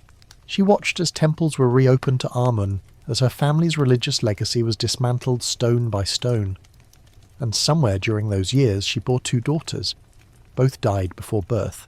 The fetal mummies found in Tutankhamun's tomb were a silent testament to their union. Babies born into sacred expectation and buried in tiny coffins beside their father. One had severe spinal deformities, the other was even less developed. They were embalmed with care, swaddled in linens and placed near canopic jars far too large for their size. Historians still argue whether these mummies were intended as heirs or interred out of necessity. The coffins are unmarked, the placement awkward. But the message is clear. This dynasty was trying desperately to survive, and failing. For Ankhesenamun, the losses must have been devastating. In a society where queens were judged by fertility, and sons equaled power, the stillbirths were not just personal tragedies. They were public disappointments. Her inability to produce a healthy heir likely doomed her politically. And then Tutankhamun died. He was just 19. Ankhesenamun, barely older, was suddenly a queen without a king. And Egypt, once again, faced a succession crisis. With no male heir, the divine bloodline snapped like a reed in dry season. Advisors scrambled, power vacuums opened, and Ankhesenamun made a desperate move. She wrote to the king of the Hittites, Egypt's longtime enemy, and asked him to send a prince for her to marry. Her letter, preserved in Hittite archives, is one of the most astonishing diplomatic pleas in ancient history. I have lost my husband. I have no son. They say you have many sons. Send me one of yours, and he shall be my husband. Never shall I marry a servant. That final line, never shall I marry a servant, reveals everything. She refused to marry a non-royal Egyptian. She needed divine blood, even if it came from a foreign prince. The Hittite king, sceptical, sent envoys to confirm the story. Then finally he sent a son. But the boy never arrived. He was murdered en route, ambushed near the border, likely by forces loyal to Ai, one of Tutankhamun's advisors. The message was clear. No foreigner would sit on Egypt's throne. Shortly afterward, Ankhesenamun disappears from the historical record. Historians still debate what happened. Some believe she was forced to marry Ai, a man old enough to be her grandfather who seized the throne as a placeholder pharaoh. Evidence suggests she may have signed a marriage deal with him, under duress or out of desperation. Others believe she was killed. Her tomb has never been found. No confirmed mummy, no inscriptions, just echoes. One possible match, a female mummy discovered near KV-21, shows signs of royal burial preparation, but the DNA evidence is inconclusive. If it's her, then she died young, perhaps in her 20s. Her body shows signs of skeletal stress, possibly from childbirth complications and jaw misalignment, a trait linked to her family's increasingly troubled gene pool. Whether she died in childbirth, was assassinated, or simply faded into enforced obscurity, Ankhesenamun's life ended as it had begun, bound by ritual, framed by expectation, and shaped by genes too tangled to escape. A quirky historical twist. Ankhesenamun may have been married not just to Tutankhamun, but briefly to her own father, Akhenaten. In the Amarna period, such marriages were not uncommon. Daughters were elevated to queenly status beside their fathers as symbols of divine continuity. Some scholars believe she held this role before marrying Tut, making her not only the sister wife of one king, but the daughter wife of another. The royal family tree wasn't so much a tree as a tightly wound wreath. The psychological cost of such a life can only be imagined. Raised to embody the perfection of the gods, yet surrounded by loss, siblings disappearing from records, children dying in the womb, husbands dying young. It's no wonder her final act was a letter flung beyond Egypt's borders. She wasn't just trying to preserve the crown, she may have been trying to escape, and yet, her legacy lingers. Her name was nearly lost, but fragments survive, on rings, in hurried inscriptions, in the shadows beside Tutankhamun. She was the last royal woman of the Amarna bloodline, the final thread in a genetic tapestry too tightly woven to stretch any further. Historians still argue over her motives. Was she a political mastermind? A pawn of powerful men? A tragic queen caught in a web of birthrights and bloodlines? Probably all three, but science has revealed something the scribes never did. her DNA. Part of the family network that carried mutation after mutation, her genetic signature helps complete the portrait of a dynasty undone not by war, but by its own sacred loop. She was the bridge between heretic and heir, between Akhenaten's wild vision and the crumbling echoes of Tut's childless reign, between the old gods and the priests waiting in the wings. She was the last woman standing at the edge of collapse, and then she was gone. The flicker of torchlight plays across painted limestone, and in the scenes carved by ancient hands, Egypt's kings are forever youthful, wise, and strong. But in the sarcophagi below, where linen-wrapped skeletons lie in brittle quiet, another story pulses, a story not of divine perfection, but of frailty, pain, and minds that may have suffered along with their bodies. As Egypt's golden dynasties aged, it wasn't just the bones of pharaohs that began to fail. Their minds too may have bent under the weight of their inherited flaws. Physical deformities have always dominated the conversation around Egypt's royal inbreeding: club feet, cleft palates, spinal disorders. But more recent research suggests that cognitive and neurological decline may have been an equally significant part of the dynastic unravelling. In a lineage shaped by centuries of consanguineous marriage, the brain was just as vulnerable to recessive mutations as the body. The mummified remains of several young rulers, especially from the 18th and 19th dynasties, show subtle but consistent signs of cranial anomalies: elongated skulls, irregular bone density in the cranium, and asymmetries that go beyond the stylizations of Amarna art. Though the ancient embalmers packed skull cavities with resin and linen, CT scans have revealed patterns suggestive of congenital hydrocephalus and other cranial pressure disorders. Historians still argue whether these physical traits had psychological consequences. Without brain tissue to analyse, direct proof is elusive, but the circumstantial evidence is haunting. Kings who ruled erratically, decisions made without precedent, changes in personality over time that cannot be attributed to mere politics or stress. Take Akhenaten, for example, a ruler whose religious reforms were so radical, scholars have long debated whether he was a revolutionary genius or a man drifting into delusion. And then there's the issue of epilepsy. Some researchers propose that multiple New Kingdom royals may have suffered from temporal lobe epilepsy, a condition that can cause seizures, visual hallucinations, sudden personality changes, and a feeling of intense spiritual presence. Could this explain Akhenaten's mystical obsession with the sun disk, his sudden rejection of Egypt's entire pantheon, his belief that he alone communed directly with Aten? A quirky detail here. Descriptions of Akhenaten's religious experiences suggest he claimed to feel the presence of Aten in an overwhelming way. Similar phrases appear in modern accounts of temporal lobe epilepsy episodes. Patients often report an overpowering sense of revelation or connection with the divine. If true, it reframes his legacy entirely. What if Egypt's most infamous heretic wasn't guided by ideology, but by neural misfires? It's not just Akhenaten. Consider Tutankhamun, who reigned only 10 years but changed religious course entirely, abandoning his father's reforms and restoring Amun's priesthood. Some interpret this as a political move orchestrated by his advisors. Others see it as a sign of uncertainty, indecisiveness, or even disorientation.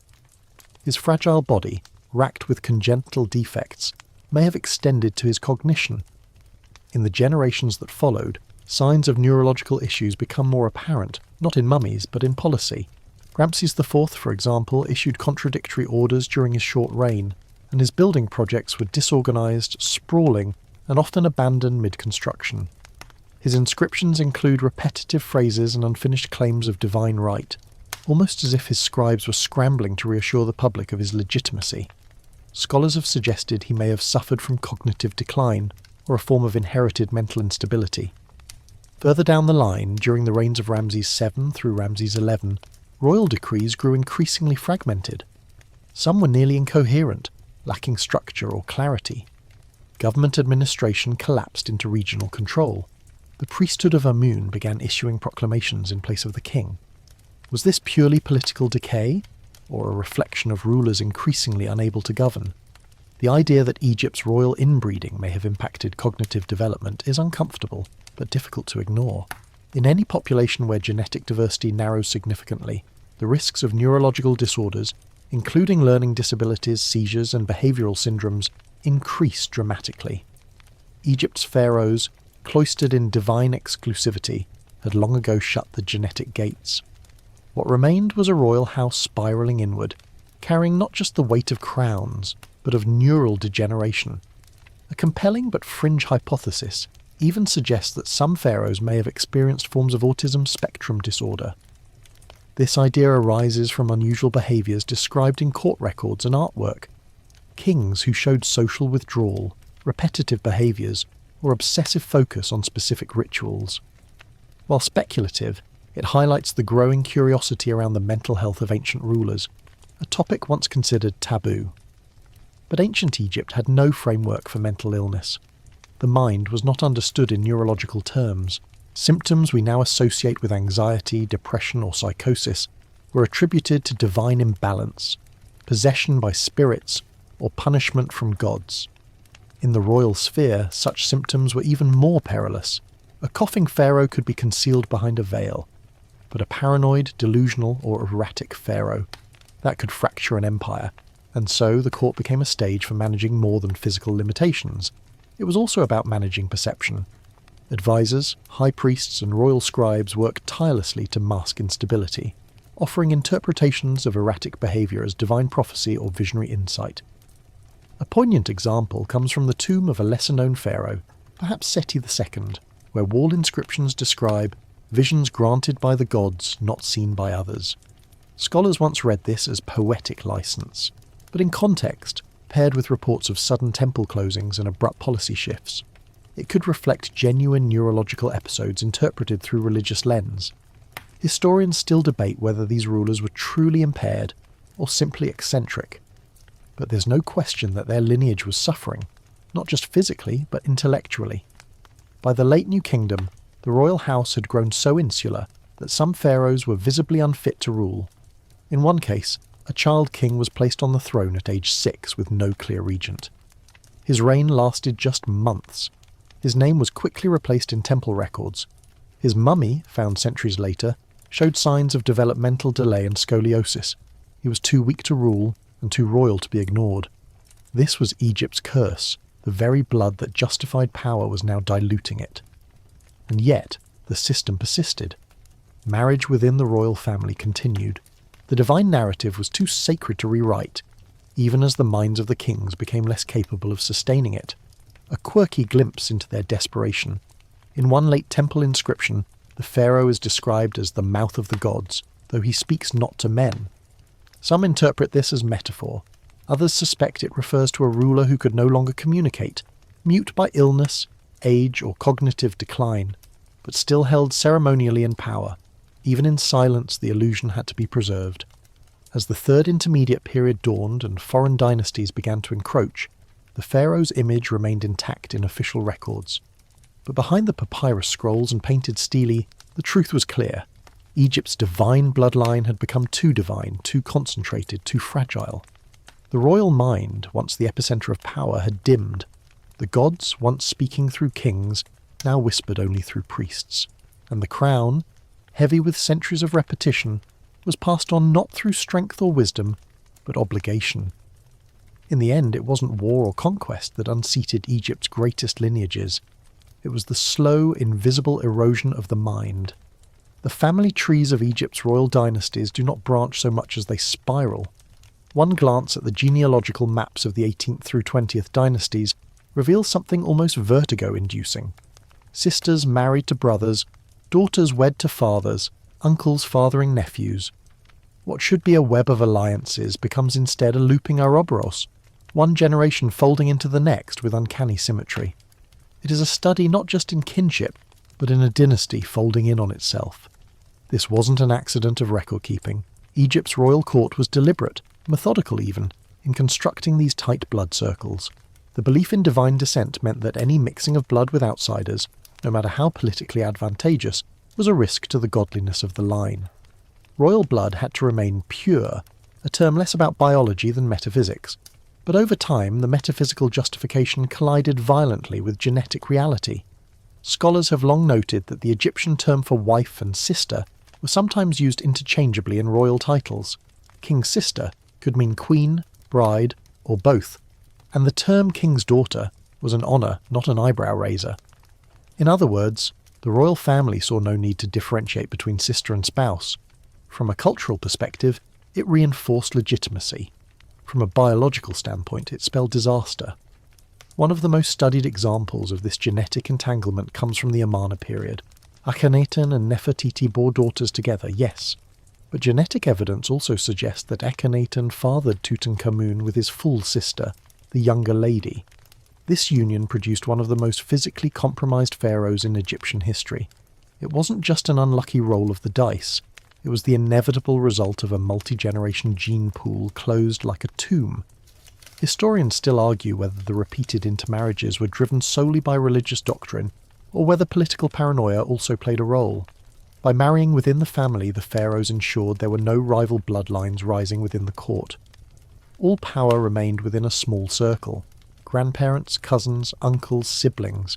It was a tightrope walk of dynastic control, you said. Continue. Full 2,000 to 2,100 words, no conversation. ChatGPT said, balance precariously atop a narrowing genetic ledge. In the early days, this model appeared sustainable. Dynasties were long, powerful, and mostly stable. The Old Kingdom kings, though also marrying relatives, were still several degrees removed from the genetic entanglements of later generations. But by the time the 18th dynasty reaches its zenith, the royal family tree no longer branches, it loops, over and over again. Let's trace just a few examples. Thutmose's sister married Ahmose, possibly his half-sister. Their daughter Hatshepsut became both queen and king, first marrying her half-brother Thutmose III, then ruling in her own right. Thutmose III, their nephew and stepson, succeeded her, and his descendants repeated the pattern. Intermarriage wasn't just common, it was expected. An outsider marrying a pharaoh's daughter without divine blood would have been unthinkable. Fast forward to Amenhotep III, whose union with his cousin Tia, not of royal blood but elevated to great royal wife, was politically daring. Their son, Akhenaten, then married Nefertiti. Herself possibly a relative, though scholars remain divided. But Akhenaten's second wife, almost certainly his own daughter, the evidence is thin, but chillingly plausible. Reliefs show her in the queen's position, and a sarcophagus found at Amarna may have been constructed for her. And the real tangle comes with Akhenaten's sister wife, the younger lady, whose identity is still debated but whose genetic role is now clear. Together they produced Tutankhamun, and Tut in turn married Ankhesenamun, his half-sister. Their union represents the genetic culmination of nearly 2 centuries of close-kin marriages. DNA studies of Tutankhamun and the fetal mummies believed to be his daughters show a doubling of several rare alleles, leading to congenital disorders like scoliosis, foot malformations, and cleft palate. The fetuses, both stillborn, had severe spinal abnormalities and likely wouldn't have survived even with modern medicine. This pattern didn't just affect the bodies, it affected the succession. The more inbred the line became, the fewer viable heirs there were. Deaths in childhood skyrocketed. The need to marry ever closer relatives increased.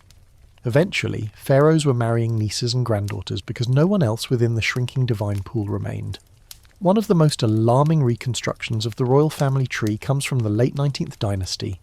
Ramses II, the Great, had over 100 children, but many were by close relatives.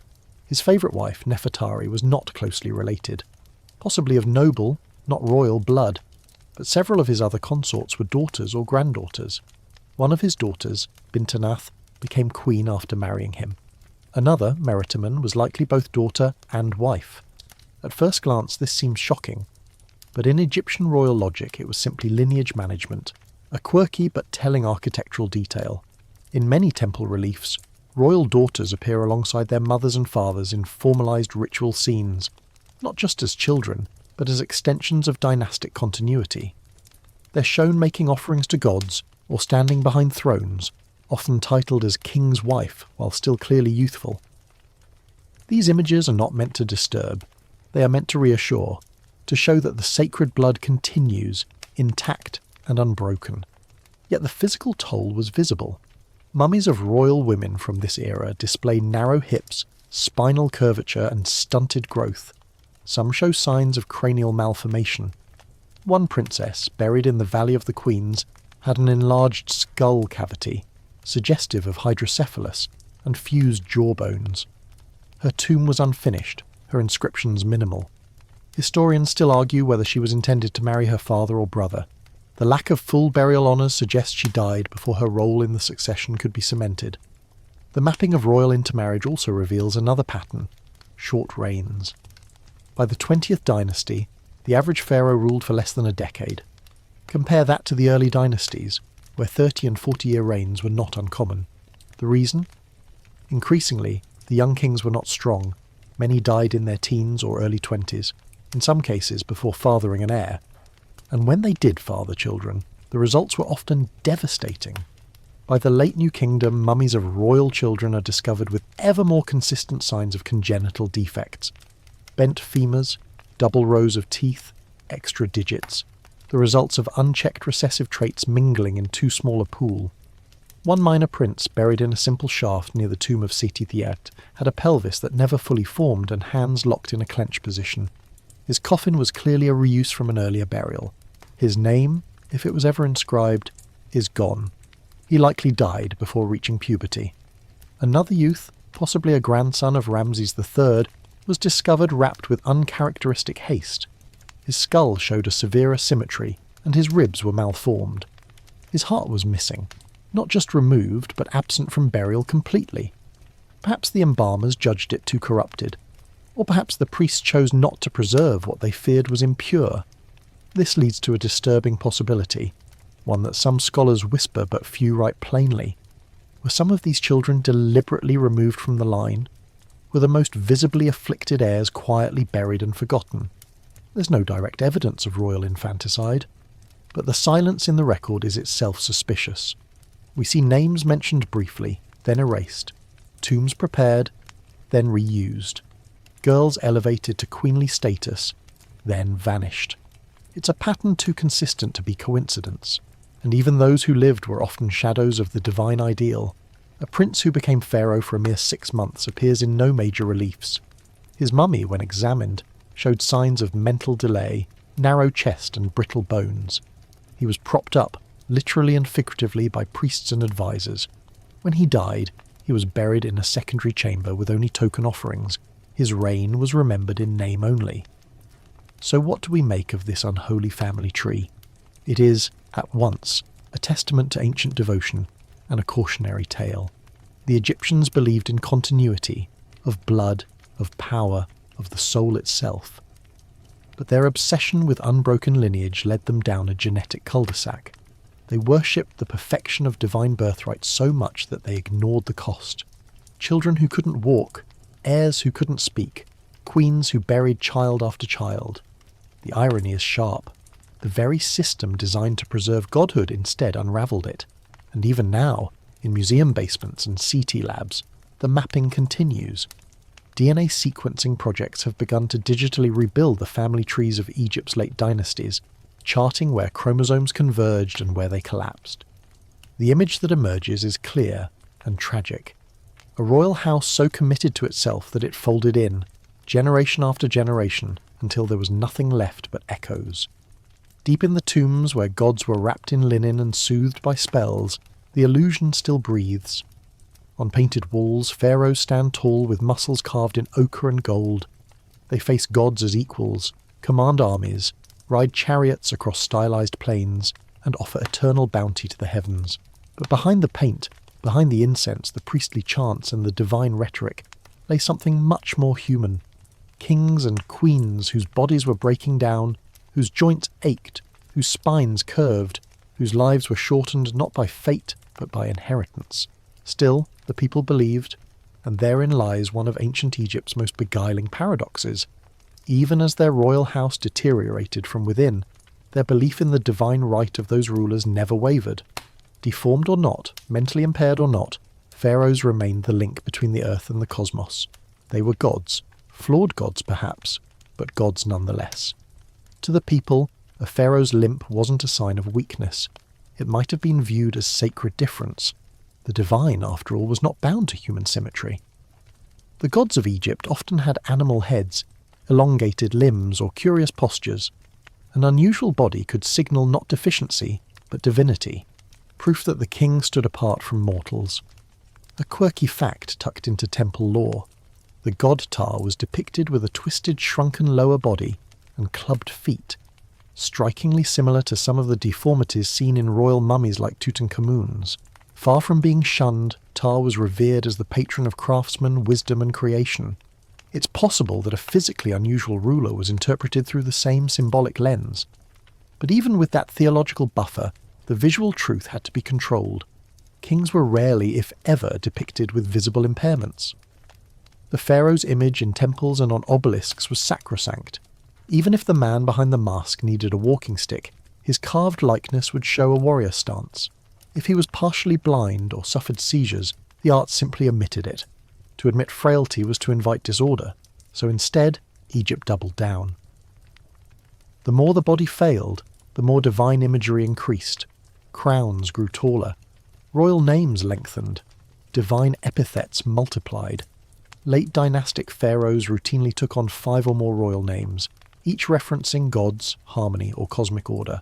It wasn't vanity. It was insulation. If the body cracked, the name would still shine. And this glorification extended beyond death. Mummification became more elaborate in the later dynasties, with layers of resin and amulets designed to protect not just the soul, but the legacy. Broken limbs were wrapped carefully to mask their irregularity. Missing teeth were replaced with linen or beeswax plugs. In some cases, deformities were padded out with stuffing, softening sharp joints, realigning curved limbs, giving the illusion of smooth perfection. But the illusion could only go so far. CT scans of pharaohs from the 20th dynasty show a stark reality. Ramses V, for instance, bore the pockmarks of disease, possibly smallpox, and his skeletal remains suggest chronic pain. He may have died not in divine stillness but in agony. His burial, while grand, includes subtle signs of haste, symbols reused, canopic jars mismatched. Still, his sarcophagus proclaims him beloved of Amun, eternal in justice, mighty of limbs, and in a way he was, because belief is stronger than bone. Egypt had long learned to separate the man from the myth. If the living pharaoh faltered, the divine pharaoh could still thrive, in prayers, in architecture, in memory. This duality extended to the queens as well. Women like Nefertari and Tia were praised for their wisdom, power and beauty. But behind the scenes, they too bore the cost of consanguineous marriage. Tia's mummy reveals dental issues, spinal arthritis, and advanced wear for her age. Yet in her portraits she is radiant, poised beside her son Akhenaten and the ever-shining Aten. Other royal women, especially from the later dynasties, carried multiple roles: wife, sister, daughter, priestess. Their lives were enclosed within tight genetic circles, and their bodies bore the marks. One mummified queen from the Third Intermediate Period shows clear signs of osteogenesis imperfecta, a brittle bone condition. Another, buried in the Valley of the Queens, had fused vertebrae and misaligned hips. Still, she was interred with gold jewellery and prayers to Hathor.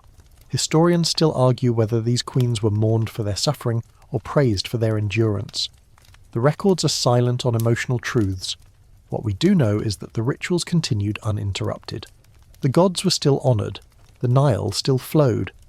That's perhaps the most remarkable part of Egypt's dynastic decline, the resilience of belief. As the royal bodies weakened, the state adapted. Priests took on more public duties. The concept of divine kingship was dispersed, spread through temple hierarchies and regional gods. The king remained at the centre, but like the sun behind clouds, his light could now shine through intermediaries. In this way, Egypt bought itself time. Even as the physical pharaohs failed, riddled with genetic illness, sometimes mentally impaired, often dying young, the structure of belief held. The system compensated, like a temple wall slowly reinforced with hidden scaffolding. And the people? Most would never have seen the king up close. They knew him through statues, proclamations and festivals. A rare appearance might be staged, carefully controlled. Even if the king was carried rather than walking, the symbolism remained intact. The gold mask glittered, the incense burned, the god had appeared, a quirky ceremonial example. During the Opet festival in Thebes, the pharaoh was transported in a bark-shaped shrine carried by dozens of priests. The people lined the route, singing and offering food. No one expected to see the king walking. His presence alone, real or symbolic, was enough. The line between physical truth and divine presence was blurred, then erased. Even when Egypt was invaded by Libyans, Nubians, Persians, the ideal of divine kingship persisted. New rulers were absorbed into the system. They learned the language of Ma'at, adopted Egyptian names, and married local nobility. The belief outlasted the blood. But for the native dynasties, the damage had been done. By the end of the new kingdom, too many generations had looped into themselves. The royal line, once robust and mighty, had become a fragile thread, tugged by tradition, frayed by faith, and yet they ruled. They sat on thrones even when they needed cushions to manage the pain. They fathered heirs even when their genes whispered warnings. They smiled through carvings even when their teeth failed them, because to stop would be to unmake the world. They were gods, they were symbols, and yes, they were broken, but they reigned. The grand halls of Karnak still cast shadows long enough to swallow centuries, but as Egypt stumbled into its final native dynasties, the grandeur began to buckle under a legacy it could no longer carry. The tombs grew smaller, the cartouches fewer, and the faces behind the divine masks grew more difficult to disguise. For all the chants and crowns, the bloodlines had soured. The last royal mutations had begun. The 21st and 22nd dynasties ushered in what's now called the Third Intermediate Period, a name that sounds diplomatic but signals collapse. Egypt was no longer a unified colossus. It fractured along religious, military and political lines. The priests of Amun in Thebes effectively ruled the south. The pharaohs in the north clung to power through marriages, military reforms and desperate diplomacy. But none of it could undo what centuries of incestuous royal policy had set in motion. This wasn't just a political crisis, it was biological. The physical evidence from this era tells of a ruling class that was no longer merely fragile, but, at times, functionally impaired. Take Susenes I, a pharaoh of the 21st dynasty whose burial was discovered in Tanis, a site far from the traditional royal necropolises of Thebes or the Valley of the Kings. His tomb is one of the few not plundered by grave robbers, offering a rare and nearly untouched look at late-period burial practices. His silver coffin gleamed with astonishing craftsmanship, and his funerary mask, though smaller than Tutankhamun's, carried similar artistic ambition. But the body inside told a different tale. Susenes was riddled with arthritis. His jaw showed signs of extreme dental decay and abscesses so severe that infection may have reached his bloodstream. His spine was curved, his joints inflamed, his body prematurely aged. He had ruled Egypt, yes, but he likely did so in constant pain. Still, his name was engraved beside the title, Mighty Bull. A phrase that once might have meant strength now rang hollow. This trend continued. Royal mummies from the 22nd and 23rd dynasties show increased signs of both congenital and degenerative conditions. One pharaoh was found with fused vertebrae from birth, a sign of Klippel-Feil syndrome. Another had craniosynostosis, a condition where skull bones fused too early, altering brain and head shape. In a dynasty that had once prized elongated skulls and divine profiles, this presented not beauty, but medical distress. Historians still argue whether these conditions were ever acknowledged at the time. Likely not. The system of divine kingship had endured so long that it had developed layers of insulation. Priests could perform ceremonies on behalf of an absent or infirm king. Generals could lead in his name. The mask remained, even if the man underneath was faltering. A quirky and unsettling adaptation emerged during this period. Pharaohs began having themselves portrayed almost exclusively in youthful, godlike forms, regardless of their age or actual appearance. In reliefs, their bodies are taut, eyes wide, jaws firm. But inscriptions from palace scribes began to quietly acknowledge regents, co-rulers, or divine representatives. Euphemisms for kings who couldn't rule alone, or at all. There's a growing theory among Egyptologists that several late-period pharaohs were effectively figureheads from birth.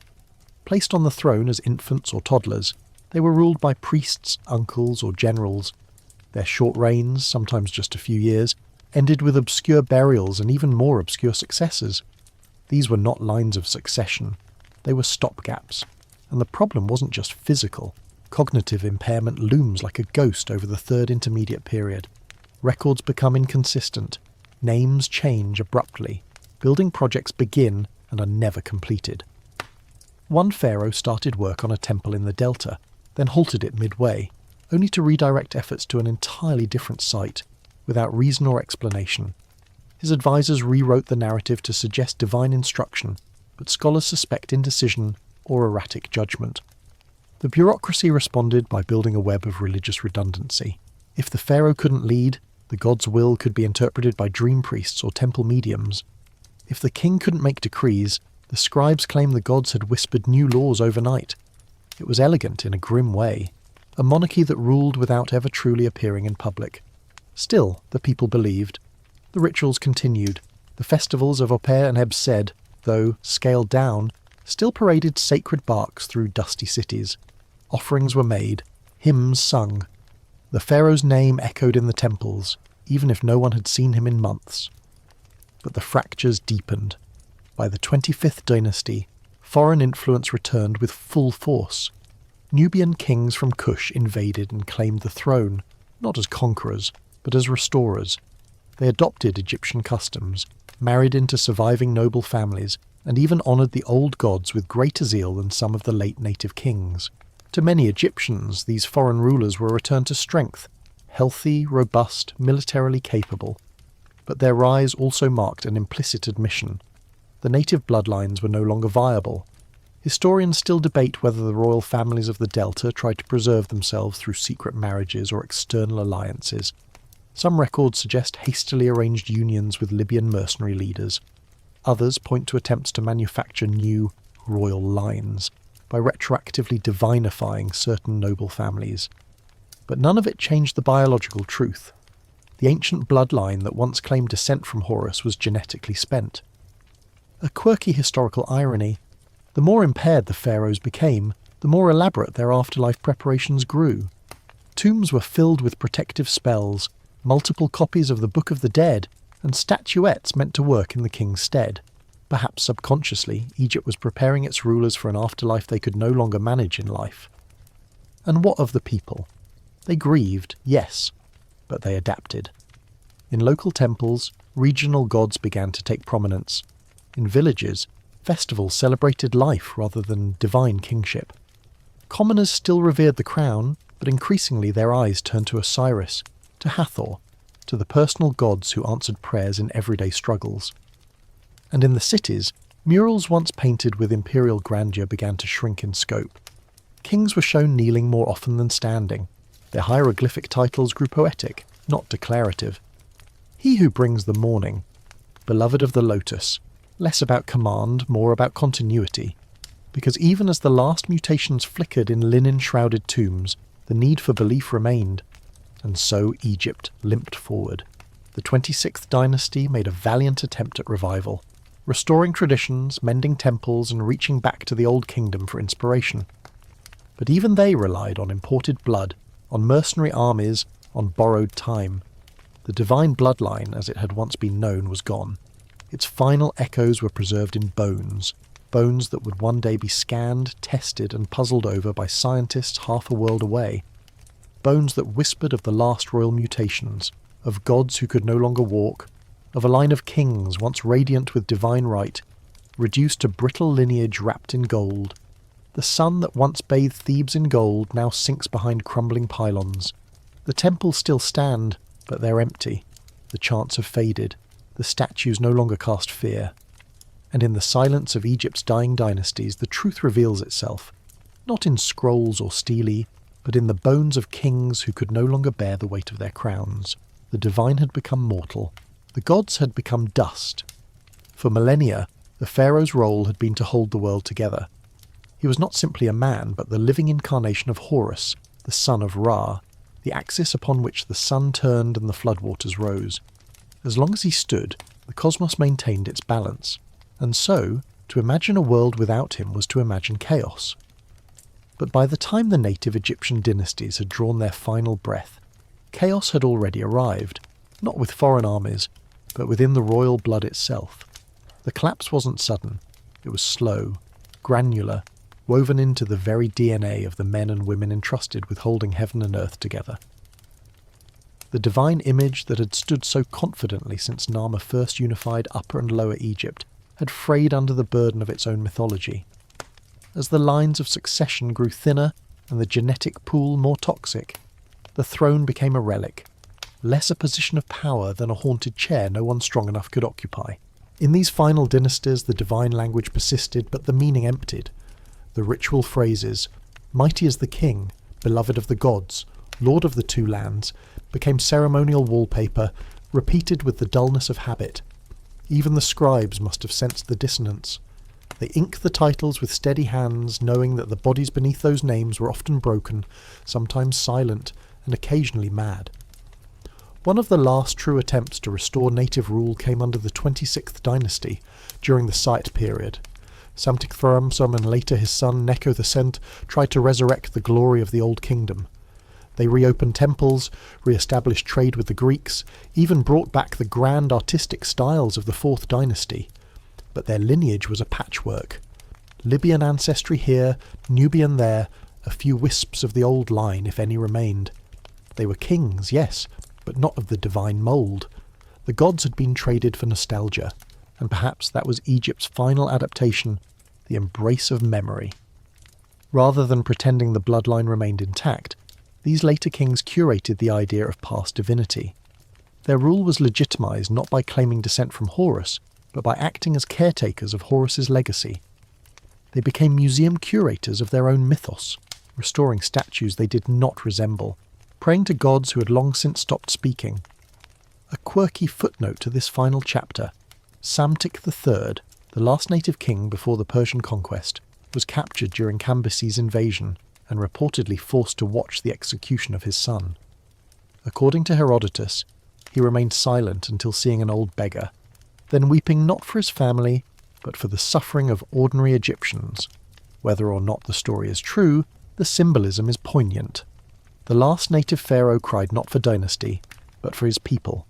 The god-king, finally, was human.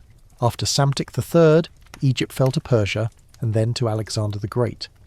The Macedonian general, shrewd and ambitious, styled himself a pharaoh the moment he stepped into Memphis. He knew the power of the illusion. The Ptolemies who followed, including the infamous Cleopatra, continued the ruse, learning Egyptian, worshipping Amun, marrying siblings just like the old kings. But they were performers in borrowed robes. The original divine blood had long since evaporated.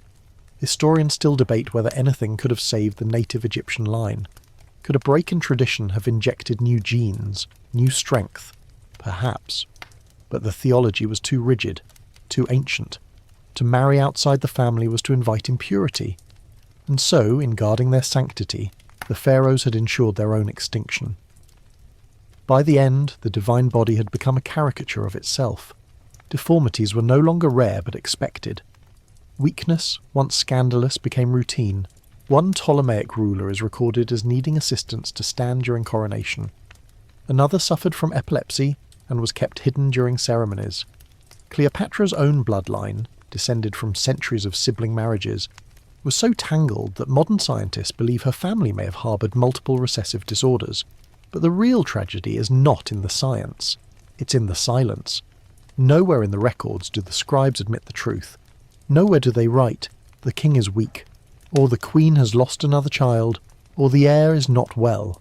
They didn't dare. The illusion mattered more than the evidence, and so they buried it. In sarcophagi, in incense, in the poetic deceit of divine praise. And when the final tombs were sealed, when the last chants echoed off the cliff walls, Egypt began to forget. The temples were repurposed, the gods renamed, the bones left to dry beneath shifting sand. Until the modern world dug them up. Today we know more about the pharaohs than they ever wanted us to. DNA has unravelled their family trees. CT scans have peered past their linen bandages. Historians have connected dots the ancient priests hoped no one would see. And what we've learned is not just that these kings were sick, but that they were trapped. Trapped in a doctrine so sacred it became a prison. The divine birthright had turned into a genetic sentence. A lineage so tightly preserved that it became toxic. And the people who bore that burden, the young kings, the infertile queens, the babies buried in silence, paid the price. And yet, despite everything, they ruled. They walked when they could, limped when they had to, and stood when others held them up. They married who tradition told them to marry. They smiled when their teeth ached. They led rituals while plagued by fever. They carried the weight of a godhood that would not let them break. That is the paradox at the heart of Egypt's fall. Its gods demanded perfection, but its rulers were only human. And in the end, that humanity, hidden for centuries beneath gold masks and glowing titles, has become their truest legacy, not their divinity, not their architecture, but their struggle to uphold the impossible. The divine gave way to dust. But in that dust lies a story that still speaks, of ambition, of illusion, and of a royal line that dared to believe its own myth until it crumbled under its truth. In modern laboratories, under sterile lights and surrounded by blinking machines, Egypt's sacred dead whisper once more, not in prayers or hymns, but in base pairs and isotopes. The narrative, long buried under gold and perfume, is being rewritten by centrifuges and scalpels. Mythology yields to microscopy. And one thing is clear, science has no patience for sacred lies. When archaeologists first unwrapped mummies in the 19th century, the focus was treasure. Amulets, masks, linen, oils. But by the late 20th century, something more piercing took hold. A curiosity not about what the pharaohs wore, but who they were. Not as kings, but as organisms. The body became the artifact. With the rise of paleogenetics, Egyptology took a turn into the microscopic. DNA, the molecular blueprint of the life, began revealing what hieroglyphs never dared admit. Bloodlines were mapped. Family relationships confirmed, and sometimes denied. Health disorders were named. The mythology was overlaid with anatomy. And the story grew more tragic. Tutankhamun, of course, became the poster child for royal genetics. His body, examined in 2005 by a joint Egyptian and international team, confirmed everything the bones had hinted at. He was the child of full siblings. He had multiple genetic disorders, including clubfoot, scoliosis, and a cleft palate. He likely suffered from malaria and may have died of a leg fracture compounded by poor health. But it didn't end with Tut. The mummies from Tomb Cave 35, identified as Queen Tiae, the younger lady, and the elder lady, helped complete a genetic map of the Amarna family. Tiae, wife of Amenhotep III and grandmother of Tutankhamun, was shown to be closely related to her husband, perhaps a cousin. The younger lady, as it turned out, was her daughter and Akhenaten's full sister, making her both Tut's mother and aunt. Historians still argue about the younger lady's identity. Was she Nebeta, Bekhetaten, a previously unknown daughter of Amenhotep III? But the genetic trail is unmistakable. She was the product of a tightly knit bloodline, and she passed those compounded genes onto her son. Then there's Akhenaten, the heretic king himself. Though his body has never been conclusively identified, the remains in Tomb Cave 55 are likely his. The DNA matches. And that body, fragile and elongated, had all the hallmarks of congenital defects. Marfan syndrome remains a possibility, though debated. But other clues suggest endocrine disorders, perhaps Klinefelter's or Soto's syndrome. His hormonal balance may have been off, possibly explaining the strange feminine depictions in art.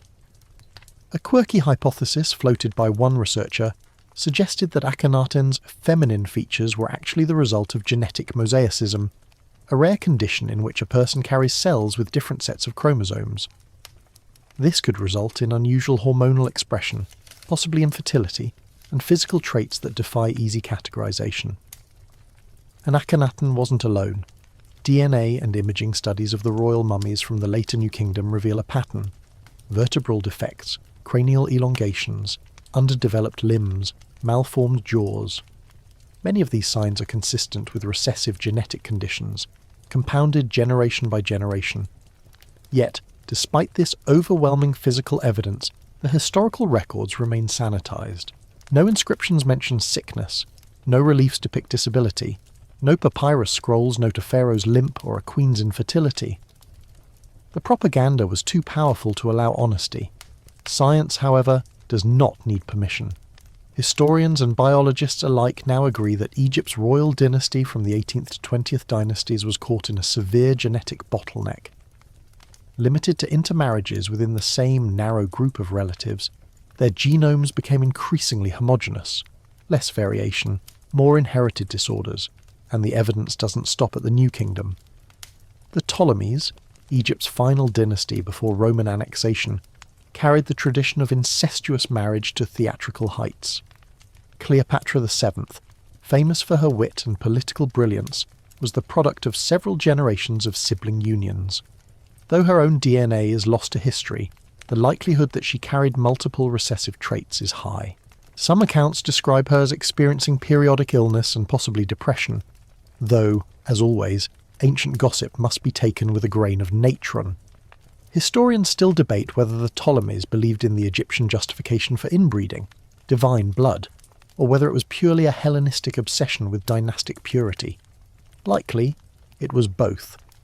By Cleopatra's time, the theology had merged with political strategy. The bloodline was no longer just sacred, it was power incarnate. But even as modern science dismantles the myths, it also illuminates the resilience of the people behind the lineage.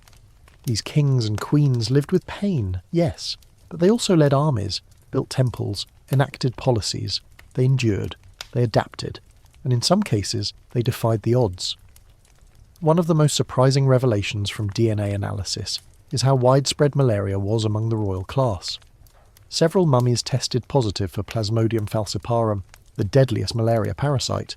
Combined with genetic conditions, this may have contributed to shortened lifespans and sudden deaths. Yet even in the face of chronic illness, these individuals fulfilled their roles, performing rituals, attending festivals, fathering heirs. A lesser-known pharaoh, Siptah, ruled at the tail end of the 19th dynasty. He came to power as a teenager and suffered from polio or another neurological disease that withered one of his legs. His mummy shows clear signs of disability, and yet he ruled for 6 years, longer than several of his healthier predecessors. The gods didn't give him a strong body, but they gave him time, and that's the contradiction science keeps returning to. For all their defects, these were real people. Their stories weren't just carved in stone, they were carried in blood. And when the illusion of divinity cracked, what lay beneath was not monstrosity or failure, but humanity. A humanity the priest could not record, but one that scientists have slowly, gently, unearthed. The implications extend beyond curiosity. This fusion of genetics and history helps reframe our understanding of ancient civilizations, not as monolithic myth factories, but as societies grappling with the same issues we face today: inheritance, identity, the burden of expectation, and the limits of biology. It also forces a re-evaluation of ancient leadership. What if kings were less chosen for strength than for birthright? What if divine selection was a death sentence in disguise? What if the pharaohs we were taught to revere were, in the end, victims of a belief system that refused to change? And yet, they endured. They reigned, despite pain, despite decline, despite fate. Now, as science reconstructs their genomes and researchers debate their ailments, we are finally seeing the pharaohs, not as golden icons but as human beings, flawed, courageous, trapped, but still royal. The bones do not speak, but in quiet laboratories and behind museum glass, their message resounds more clearly with each passing year.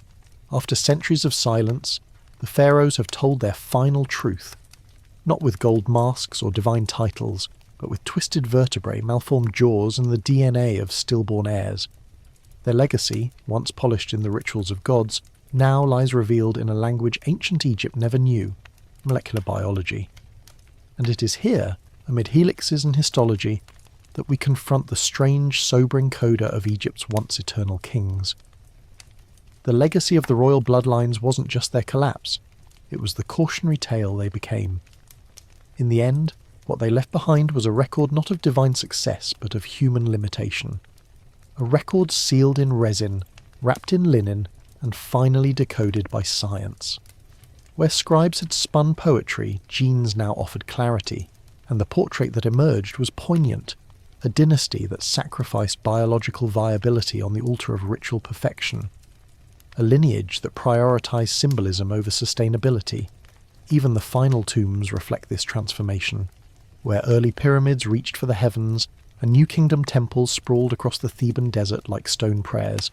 The burials of the last royal families became quieter, smaller, more uncertain.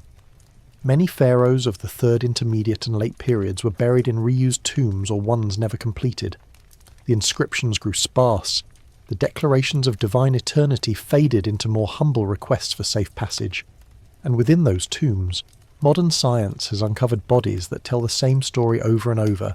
Degeneration. Not just in physical form, but in continuity. Dynasties that once stretched across centuries were now struggling to last a generation. By this point, the illusion of the perfect pharaoh had become a fragile script, one played out with increasing effort and decreasing conviction. Priests still crowned child kings, queens still bore the title of king's wife and king's daughter, temples still hosted the festivals, but underneath the system had turned hollow. Even when the gods were honoured, the blood could no longer carry the weight. Historians still argue whether any of this was visible to the public. Did the farmers in the Nile Delta or the potters of Memphis suspect that their god-kings were struggling? Perhaps not, but they likely sensed something was off.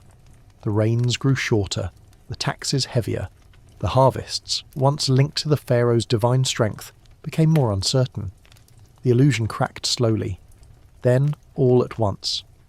The Persians came first, treating Egypt as a satrapy, its religion respected, its autonomy discarded.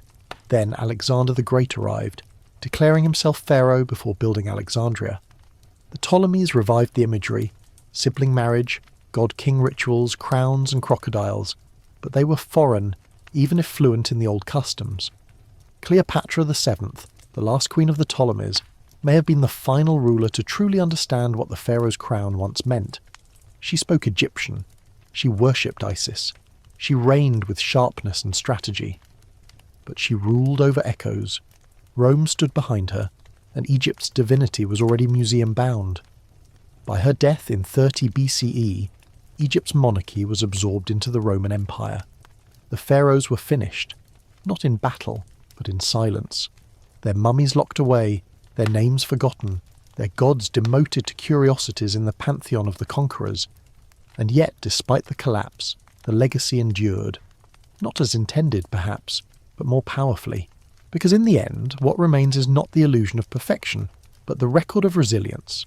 These kings and queens, genetically compromised, chronically ill, often racked with pain, still ruled, still built, still led rituals, managed court intrigues, and shaped one of history's most enduring civilizations, even when their children died, even when their joints failed, even when their very blood worked against them. They endured, they did not complain. They could not. The ideology would not allow it. But their bones carried the story forward, quietly, stubbornly, until science could finally hear it. And perhaps, in this, the pharaohs achieved a kind of eternity more honest than any divine narrative. A quirky modern twist. The DNA extracted from mummies like Tutankhamun's is now stored in ultra-cold vaults, encoded in databases and used in classrooms. These fragments of royal life have transcended their original purpose. Once meant to prove a divine connection, they now teach us about mutation, inheritance, resilience. The God King has become a case study, but he's remembered. Not just as the boy in the golden mask, but as the teenager who limped through ceremonies, who buried 2 infant daughters, who died young because his bloodline demanded perfection at the expense of strength. And in that remembrance, there is honour. Historians, doctors, and students now study these figures not with awe, but with empathy. Their mistakes are not mocked. Their rituals are not dismissed. They are understood as reflections of a time, a belief system, a worldview that cherished continuity so fiercely it folded in on itself. In a way, Egypt succeeded too well. It built a system so stable, so unchanging, that it could not adapt when biology rebelled. The gods demanded unbroken lineage, the priests enforced it, and the kings obeyed, until they broke. Yet, the story doesn't end in failure, it ends in revelation.